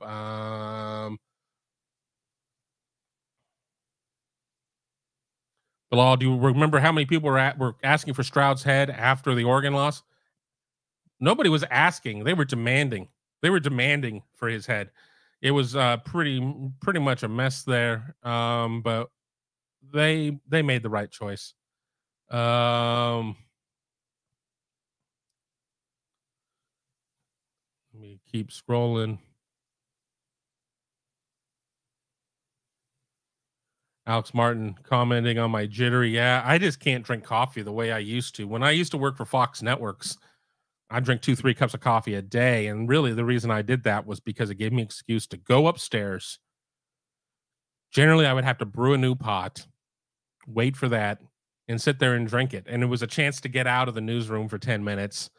So I wasn't quite ready to start smoking to have, cig breaks, but I did go upstairs to drink coffee. But I've really kind of given it up for the most part, just because it doesn't sit well with me. Mark Fetters, Buckeye Huddle, best coverage by far. Thank you, Mark. We really appreciate it. We work very hard on it. I know we're here in these slow summer months in a lot of regards, but these slow summer months did take me, it's called a segue, take me down to Springfield or actually to Dayton to see Springfield High School, Aaron Scott in action in a social justice 7-on-7 event, and had the opportunity to talk with Aaron Scott. Aaron Scott, who was wearing Michigan cleats and gloves and a sleeve. And apparently, I created a bit of a firestorm by posting pictures. A lot of people who are like, "Don't you know that Springfield's colors are that?" It doesn't change the fact that it was Michigan gear. It wasn't Springfield gear. I can promise you that Springfield is not a Jumpman school. Those were Jumpman cleats. And he had a Michigan hat too. But I really think that he is just having fun with the moments. He was color coordinating with his 7-on-7 uniform. We're going to find out here in 16 days. We plan on being live at his ceremony. I still like Ohio State there, but I promised that we would talk about Aaron Scott, and there we have. Let me keep scrolling here. Ben Higgins, who knows that I'm a big Dodger fan, as you can see. Should the Dodgers trade for Ohtani at the deadline and give up the farm or roll the dice and sign him for free in December? Well, I would feel a lot better if they just got him now and made sure that they had everything in play to sign him to a long deal. Yes, I understand signing him for free in December is all well and good. This year's been a little bit of a nightmare for them in terms of pitchers. Haven't seen Walker Buehler yet. Dustin May lost for the year. It's just, Noah Syndergaard has been trash. It's just been a difficult year. The Dodgers have been hesitant to really move prospects in the first place, which leads me to believe they won't do it. They just, oh, damn it, we're going to keep all of our toys. We're not going to play with them either, but we're not going to let you play with them. But it sure would be something. I would buy the MLB package to watch Ohtani play nightly if the Dodgers got him. But I don't want to talk about that one too much, as I will watch our viewer number go down, because I should be talking about Elly De La Cruz and the Reds, really one of the most exciting players in baseball, along with Shohei Ohtani. I'm still not going to be a Reds fan, but I am an Elly De La Cruz fan. That kid can flat out play. He is very exciting to watch, and congratulations to the Reds for having him under club control for many more years. Don't F this one up. And Mark Fetters would rather the Reds get him. Well, that deal would involve Shohei Ohtani, or would involve Elly De La Cruz. Let me tell you that. And not to be ugly, but to be ugly, Shohei Ohtani wants to move to, quote unquote, a winner. And I understand that the Reds lead the NL Central, but he's looking at LA, he's looking at San Francisco, he's looking at the Yankees. For some reason, he's looking at the Mets. I mean, there's a lot of things going on there. I mean, I know a lot of Guardians fans are like, "Oh, the Guardians need to go and get him." Well, he doesn't want to go there either. And, with that being said, I think he would like to go somewhere where there is at least somewhat of a Japanese representation in the demographics of the population. And don't necessarily think there are any parts of Ohio that have a significant Japanese population. So that's my thought on there. Mika thinks that baseball is boring. Baseball was my first love. It really was growing up. I either wanted to be the manager of the Dodgers or I wanted Vin Scully's job. Well, most managers have playing experience, and my playing experience in baseball stopped around junior high school. And I just never got into the play-by-play thing. So I do kind of the next best thing, and I cover sports. Would I take a job covering the Dodgers? Only if I could find a way of where it came with a house, because housing prices in LA are too outrageous to get into unless you already are in the game there. People talk about how homes in central Ohio have skyrocketed. LA laughs in their general direction. I know that, having lived in Southern California for the first 16 years of my life and just doing a Zillow search on the house that I grew up in, which is now worth $1.4 million. We never got $1.4 million for it. I can promise you that. And keep scrolling. I mean, of course, part of the issue is that I do these things and I'm 15, 20 minutes behind comments, so I'm doing the best. Jeremiah Yoder, will you be traveling to Bloomington for the Buckeyes beatdown of the Hoosiers? Yes, I will be in Bloomington for that game.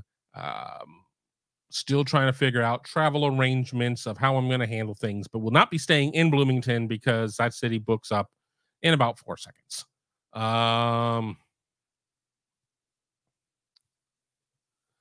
Antoine, all I need is that Michael Jackson Jerry curl. Yes, I'm going to go into Coming to America, and I'm going to get that soul glow going on for all of that. Unfortunately, as you can see, stress and age and genetics have taken my long flowing locks away from me. If I posted a picture of myself from high school or even from college, everybody would be shocked. One, you were skinny, and two, you had hair. At this point, it would just be really creepy, as I would just have, I mean, I could grow my hair in the back and it just would not be a good look. But maybe one day I will Photoshop some Jerry curl locks onto my picture just to see what it looks like. Keep going down. Ben Higgins, you haven't been in real traffic unless you've experienced trying to get out of the parking lot at Dodger Stadium. There is a reason why people arrive in the third and leave in the seventh. And I have not been to a Dodgers home game since 1987, but I still remember them well. And often I would go with my grandparents because my dad was working, even though they were my dad's company's tickets. And I would go with my grandparents, who had no desire to necessarily get stuck in that traffic. We would get there early. I'd make a deal with them. If I could get there for batting practice, I had promised not to complain too much when we left in the seventh, as long as we could listen to the game on the radio on the way out. It is horrible. The 405 is horrible. The 7 out in Long Beach, which is now 710 or whatever, it used to be a state route, could be horrible. I never really left behind the orange curtain all that much. Most of my time was spent in Irvine, where I'm from originally. But yeah, it is next level crap out there. And I look at maps now with toll roads and everything else, and I'm convinced I would not be able to get around. I would just be stuck on the 5, because that's what I know. I know the 5. And I knew that I could take 55 out to Newport Beach. And that was about the long and the short of it. That was all I needed to know. Odysseus saying Ohio State's a 28-point favorite again. I guess we're talking Indiana. Maybe they win by 28. I think they do. I don't know. I'm just putting a lot of credit in. I think there's going to be some game 1 jitters. All right. Thomas here, I saw when De La Cruz stole second, third, and home. Quite impressive. The kid doesn't lack confidence, and I don't think he knows how good he is. I mean, it's very sickening just how good he is. But he needs to avoid like a Cody Bellinger swoon. You come out and you just set the world on fire. And I'm going to say this: Ellie De La Cruz is casting a much larger shadow than Cody Bellinger did year one. Then teams figure out where the hole in your swing is and things of that nature. So I'm going to talk up Ellie De La Cruz right now, but let's see where we are in 365 days.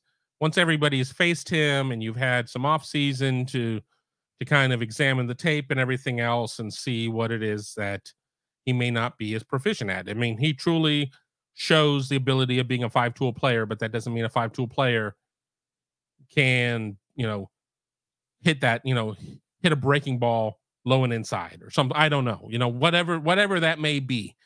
So we need to kind of see where that's going to be. But for now, he is the second most exciting player in baseball, only behind Shohei Ohtani. We're having a subtle jab at Tom and his Mets. I don't need to jab at the Mets. They just jab at themselves. Self-inflicted jabbing going on there with that organization. Is it more likely that Marv wins the Heisman or the Biletnikoff? Due to the nature of the voters, Heisman voting seemingly follows ESPN's opinions, and the Biletnikoff is all about the one-man team. I don't see a situation where you win the Heisman and lose the Biletnikoff. I think if you win the Heisman, you're winning the Biletnikoff. If you're voted the best player in college football and not the best player at your position, something is wrong. And I know that it's not exactly the same voting base.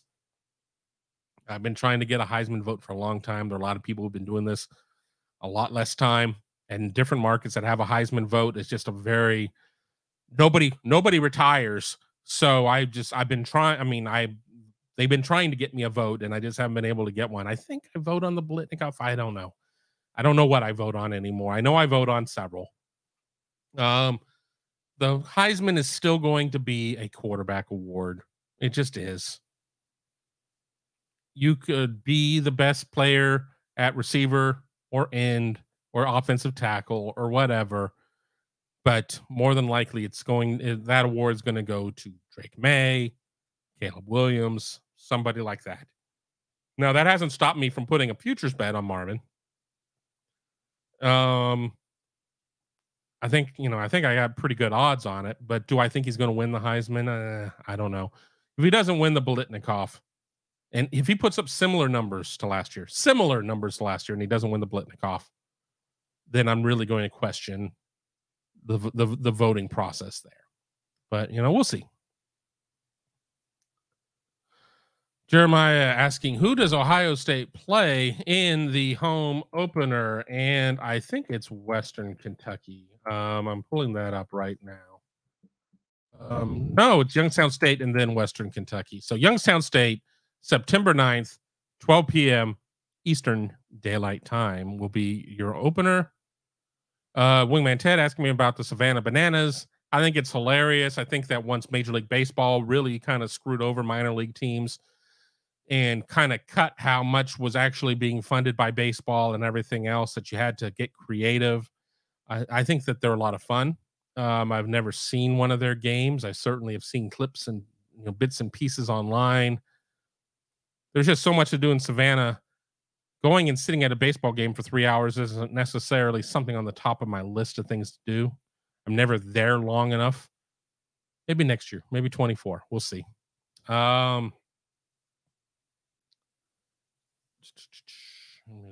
Scroll further. Oh my goodness, we are caught up.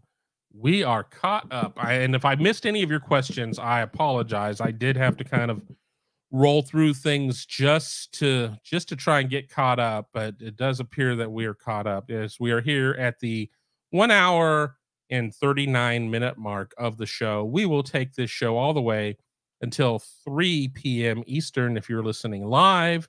If not, you're wondering what the hell I'm talking about in terms of time, but we will try to go the full 2 hours. Then I have some phone calls to make. I have to do some laundry, and then some beer is in my future. So I'm looking forward to all of that. Let me go to a question from Odysseus, or a statement, really. Heisman was weird last year. Stroud lost it for losing to Michigan, or The way Odysseus had it, TTUN, yet Williams got it, losing to Utah and Tulane. The Tulane game, the Heisman happens in December, so the Tulane game had nothing to do with nothing. So I'll take that one off fairly. But yeah, he did lose to Utah, but that was a week after. And it's if you're going to lose a game, you better lose it early so people have time to forget it, or lose it so late the votes are already in. Stroud really probably could have, would have, should have won it if Ohio State beats Michigan. Really. But it didn't happen, and it is what it is. And Caleb Williams had a really good year outside of that game where he got brutalized and he got hurt and everything else. And it is what it is. But I really don't think Caleb's going to win it this year. I think there's a hesitancy by the voters to have a back-to-back winner. Now, if he's head and shoulders above everybody else, well, guess what? It's going to happen. But, we'll see. We'll see what happens at this point. Tulane was in the American Conference, I believe, the AAC. I think, the Power Six. So that is my belief there, that they are still in the American. I do not believe they were part of the move over to the Big 12, which was Houston, UCF, Cincinnati, and BYU. So there you go with that. I saw another baseball thing. Ask Yasiel Puig what the De La Cruz hype was like. Didn't necessarily end well.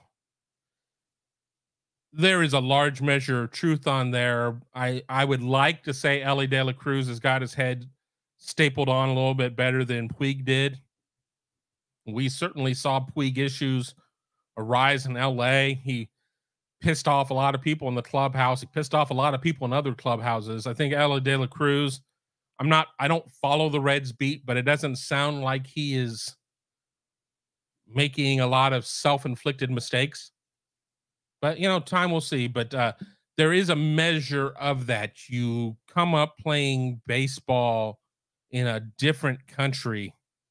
And, certainly in Cuba, the importance of baseball and everything else. But then you go and you get into Major League Baseball and you become a headliner and you have all of this and you have freedom and you have money and you have everybody, in those situations have hanger-ons, and these hanger-ons are like, you're impervious to anything, to bullets, to speeding tickets, to the law, to the world.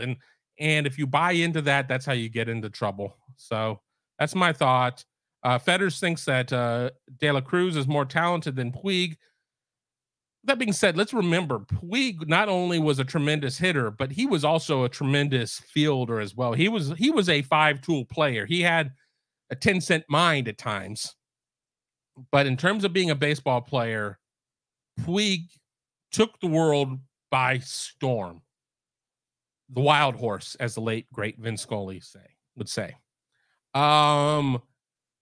L.A. De La Cruz certainly has shown me some things I didn't see out of Puig, but there were certainly some things out of Puig that I haven't seen out of a small window time out of De La Cruz. And that's not to say it's not there and it's not going to happen.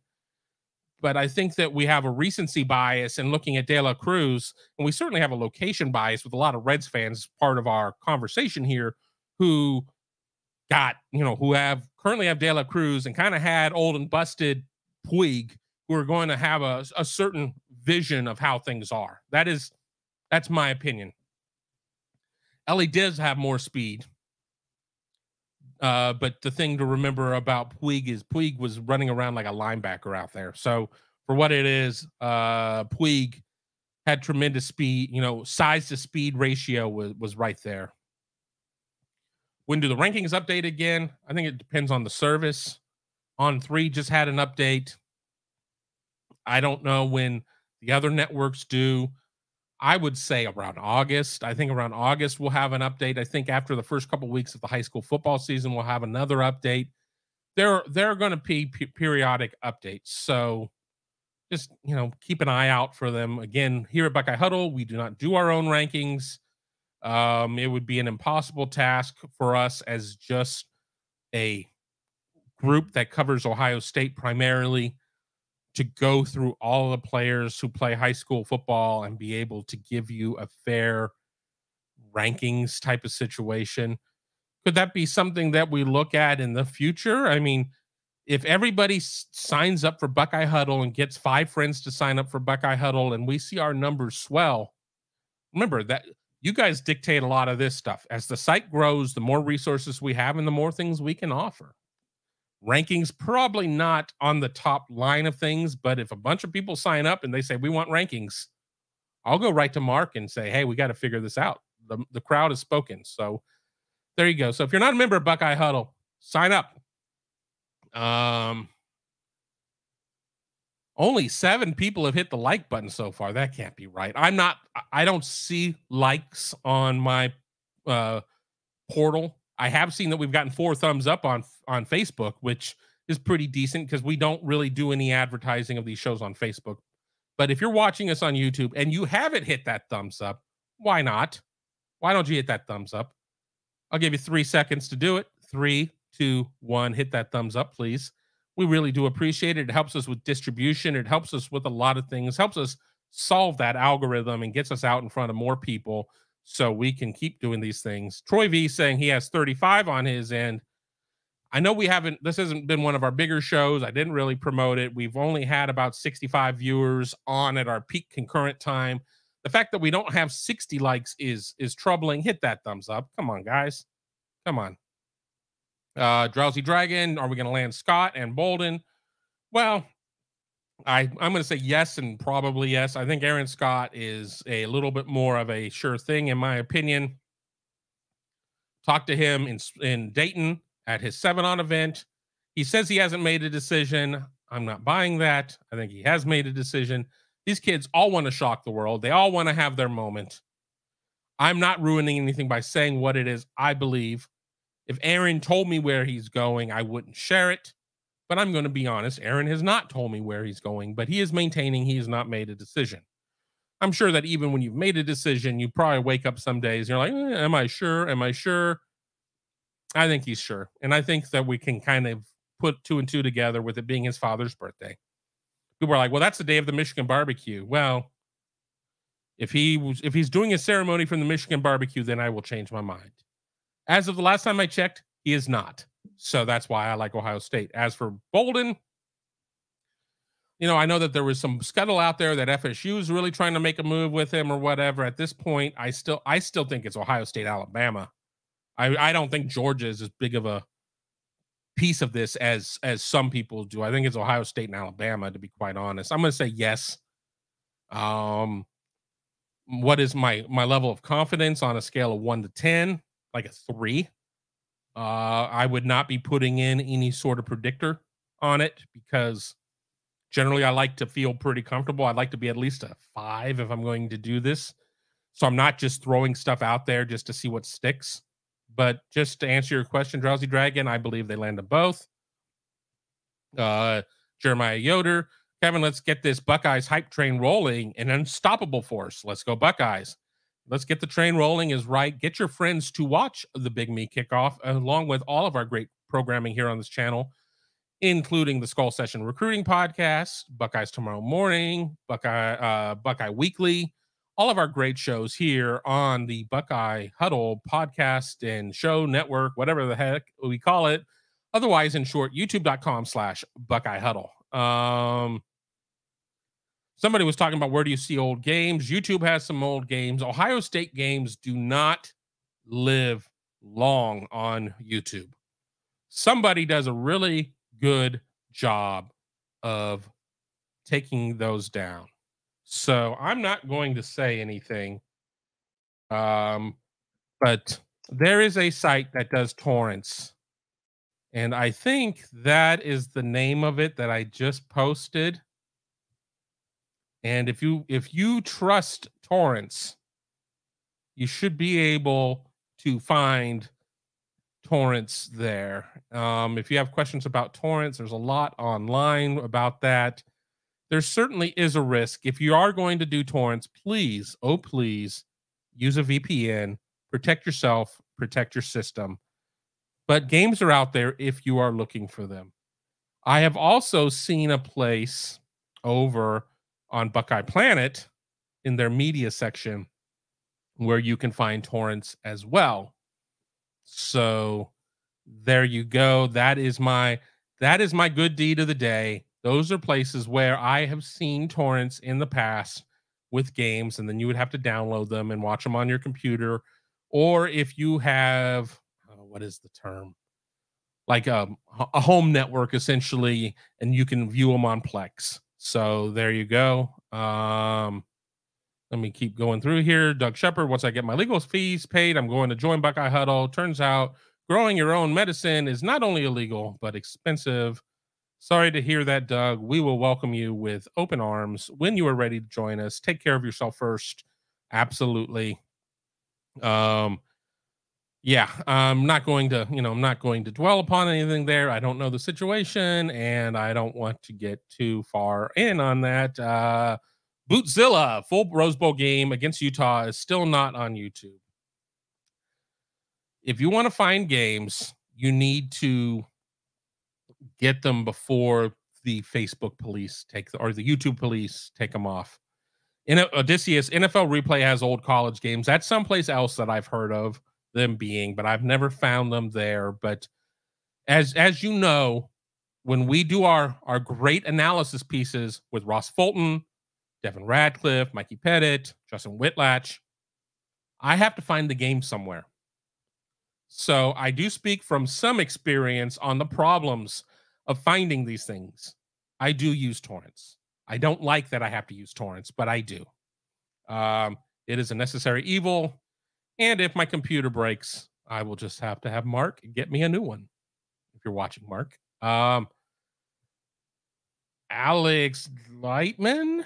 I know it's Alex. What's your opinion on tweeting about cleats a recruit is wearing? I think it is very important to paint the whole picture.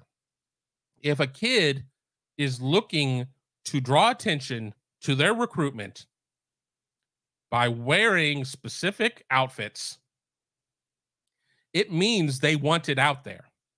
They're not doing it for the hell of it. They know media is going to be there and they want it. And anybody who considers that jock sniffing or anything else is out of touch with reality. So if I tweet about Aaron Scott wearing Michigan cleats and gloves and a sleeve, and I get 2,000 likes over it, and you tweet about me without my name, but you tweet about me and call me a jock sniffer, well, the hell with you. To hell with you is what I say about that. And I really wasn't planning on talking about that, but Mr. Gleitman decided to turn my crank a little bit and get me worked up. So there you go. So hopefully you got the soundbite you're looking for. But yeah. Doug Shepard could possibly break the internet. Yeah, well, again, we got that. I really certainly got a lot of Michigan fans excited. I got a lot of people purporting to be Ohio State fans who are like, well, then let them go elsewhere. I don't know if that's necessarily the right opinion. You're leading for the kid. Just roll with the punches. But then again, a lot of people do follow recruiting, and a lot of other people are like, I don't care about the labor. Just show me the baby. And when they hear about the labor, they get squeamish. And we saw a lot of squeamish reactions. You're not going to have to wait much longer. Just a couple more weeks. He'll go out and he will make his announcement. He is not a kid. I expect to flip, take it all the way to the point that he is. So at that point, we'll be able to go from there and start looking at some of the August kids, Edric Houston, guys like that too.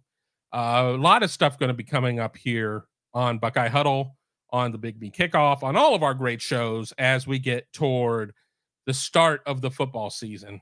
And I'm definitely looking forward to all of that. And Doug says, I joke. I know.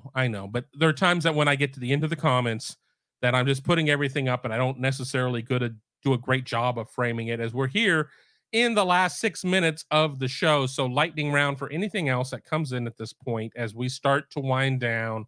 And then I get to fold laundry, one of my least favorite things in the world to do. I've got a couple text messages while I've been gone. Fortunately, nobody has committed while I'm on the air, so that is always a good sign at this point. Here we go. Troy V. What's going to break the internet is a video of Tom, Tony, and Kevin walking onto a beach. I'm too sexy wearing Speedo thongs. That would break the internet. It would not break it in popularity. It would just break it because of just sheerly terrible content. Nobody wants any part of that. We do not need to see Tom in his Mets Speedo. Drowsy Dragon, Kevin, will Sonny Styles win a starting spot? He is too talented to waste. It's not about who plays play one. It's about who plays in certain situations. So I'm not that concerned about who the starter is more than I am about who's out there playing. The goal is to get the best 11 out there and to match your opponent's personnel.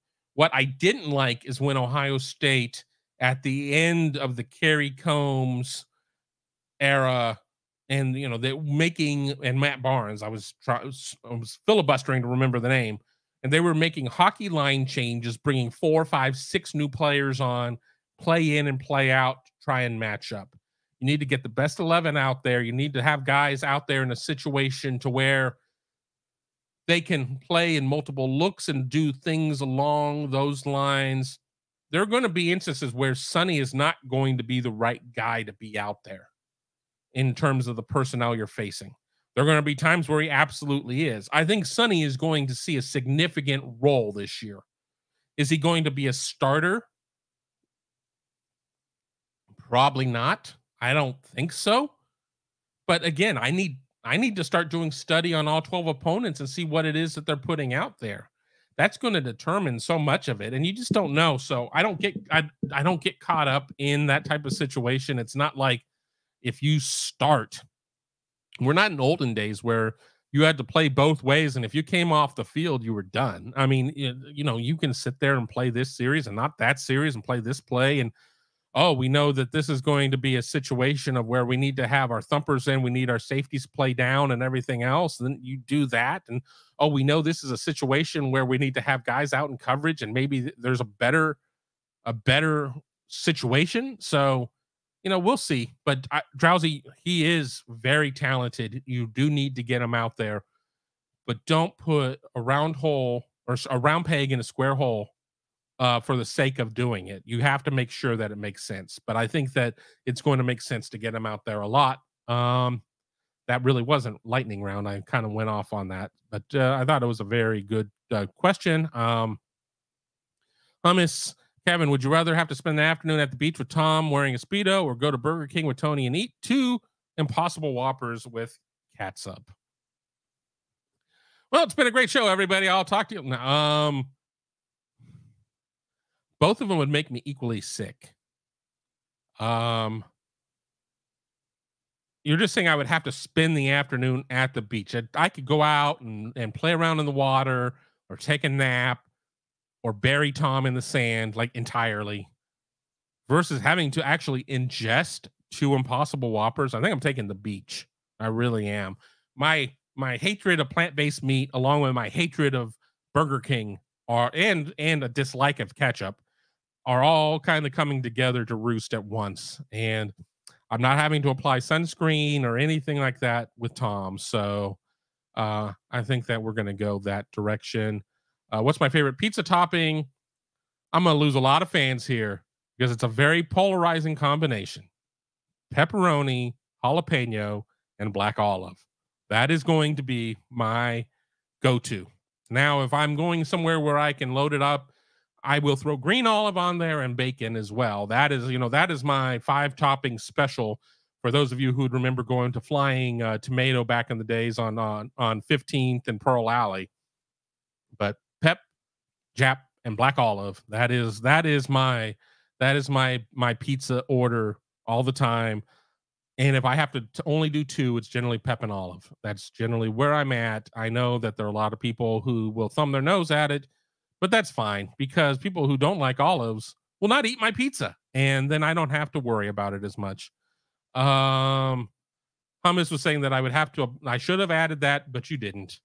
So, and we're in the final minute of the show, unless any super chats come in, we're in the final minute, so I think I'm safe. Odysseus agrees. Love jalapenos and olives, absolutely. Alex Martin has anchovies, not a fan of that. I can do a couple like in a traditional Caesar salad, but it is not where I like to necessarily go. Omar says the pub in Gahanna has the best beef dip in America. I will have to figure that one out. I will have to check that out. There are a lot of places I want to check out here recently. Um, there's a place called City Tavern on, I think it's 4th, over in like the old Wonder Bread factory building that has a really good French dip sandwich. I will go and eat there occasionally. Do it with the tots, always with the tots. I enjoy doing that. Troy V, sausage, green pepper, mushroom, and onion. Everything but mushroom is fine with me. I hate mushrooms. Do not like mushrooms. One last story. Convinced my wife when we met that I was allergic to mushrooms just to keep mushrooms out of anything that I would eat. Fast forward, we'd been married for at least 10 years and we were at my mom's house, and the conversation of cooking something came up and something about mushrooms. And my wife was like, yeah, but Kevin is allergic to mushrooms. And my wife's like, or my mom's like, he's not allergic to mushrooms. I'm like, oh, well, she's senile. She doesn't know what she's talking about. So I've been outed. I am not allergic to mushrooms. I just hate mushrooms. But if anybody asks, I'm allergic. Let me get through a couple more pizzas and then I will get out of here. Alex Martin is talking up catfish biffs. I'm a big Adriatico's fan. And then obviously Tommy's is a staple. As I lived in Dracket Tower as a freshman, would go to Tommy's all the time. Mika Hanna, pep, black olive, jalapeno, and mushroom. No mushrooms for me, thank you. But all the rest sounds good. Hummus asking about Tommy's just around the time I was saying it. Yes, Tommy's is an institution. I love it. Hummus used to work there. He won't tell stories that might put people off of it. Well, then again, I've worked at bars, and there are a lot of times where I'm surprised I go out and drink anywhere. So it kind of is what it is. Alex was in Dracket. I was in 1103, I think. I was definitely on the 11th floor, and I was by the stairwell. I think it was 1103. That would have been the 89-90 school year, just to give you a little reference. They were quads, not even super doubles at the time. 4 people in a room, and I didn't start on main campus until winter quarter. I started at a branch campus the first quarter. 3 guys who were really close, and then in comes the new guy. And let's just say I didn't stay at the dorm that often. I rushed to fraternity and started staying at the fraternity house. Alex Martin says 91, 92, and knew about the quads. Yeah, it was still a couple years after before they turned them into super doubles, and it would have been a lot better. I know now we were thrilled because we had air conditioning, but now you get cable and high-speed internet. Hell, we had to use our units cards to call long distance, and forget about cable. I mean, it was horrible. Mika hates onions. I love onions. I really do. Sometimes if I just screwing around, I will dice up an onion, put it in a frying pan, saute it with some butter and some red wine vinegar, salt, pepper, and just eat it. I know, gross, but I love it. Alex Martin was an ATO. I was an Alpha Kappa Lambda. We overlapped in terms of our college years, so we probably saw each other at Greek Week events or something along those lines. I will admit I was around when ATO got its house shut down because it did not, according to the rumors, failed health inspections. Whether or not that was true, maybe you can tell me, but that was the word on the street. But I certainly remember ATO getting its house shut down back in the day. We were on Indianola until our last year, where we took over the old Sigma Pi house on 15th. I went to my internship in Atlanta and came back, and we'd closed down. So, drugs. Yeah, a lot of times it's drugs too. But we heard the rumor that it was the kitchen, but it is what it is. Loaded tots are by far the best. You guys have dragged me on for an additional 4 minutes. I swear I need to get done with the show. So until next week, we will go this again on Friday, I guess, with another show live here on youtube.com/Buckeye Huddle. The Big Me Kickoff. I'm your host, Kevin Noon. Thanks so much for watching, and we will talk to you very soon.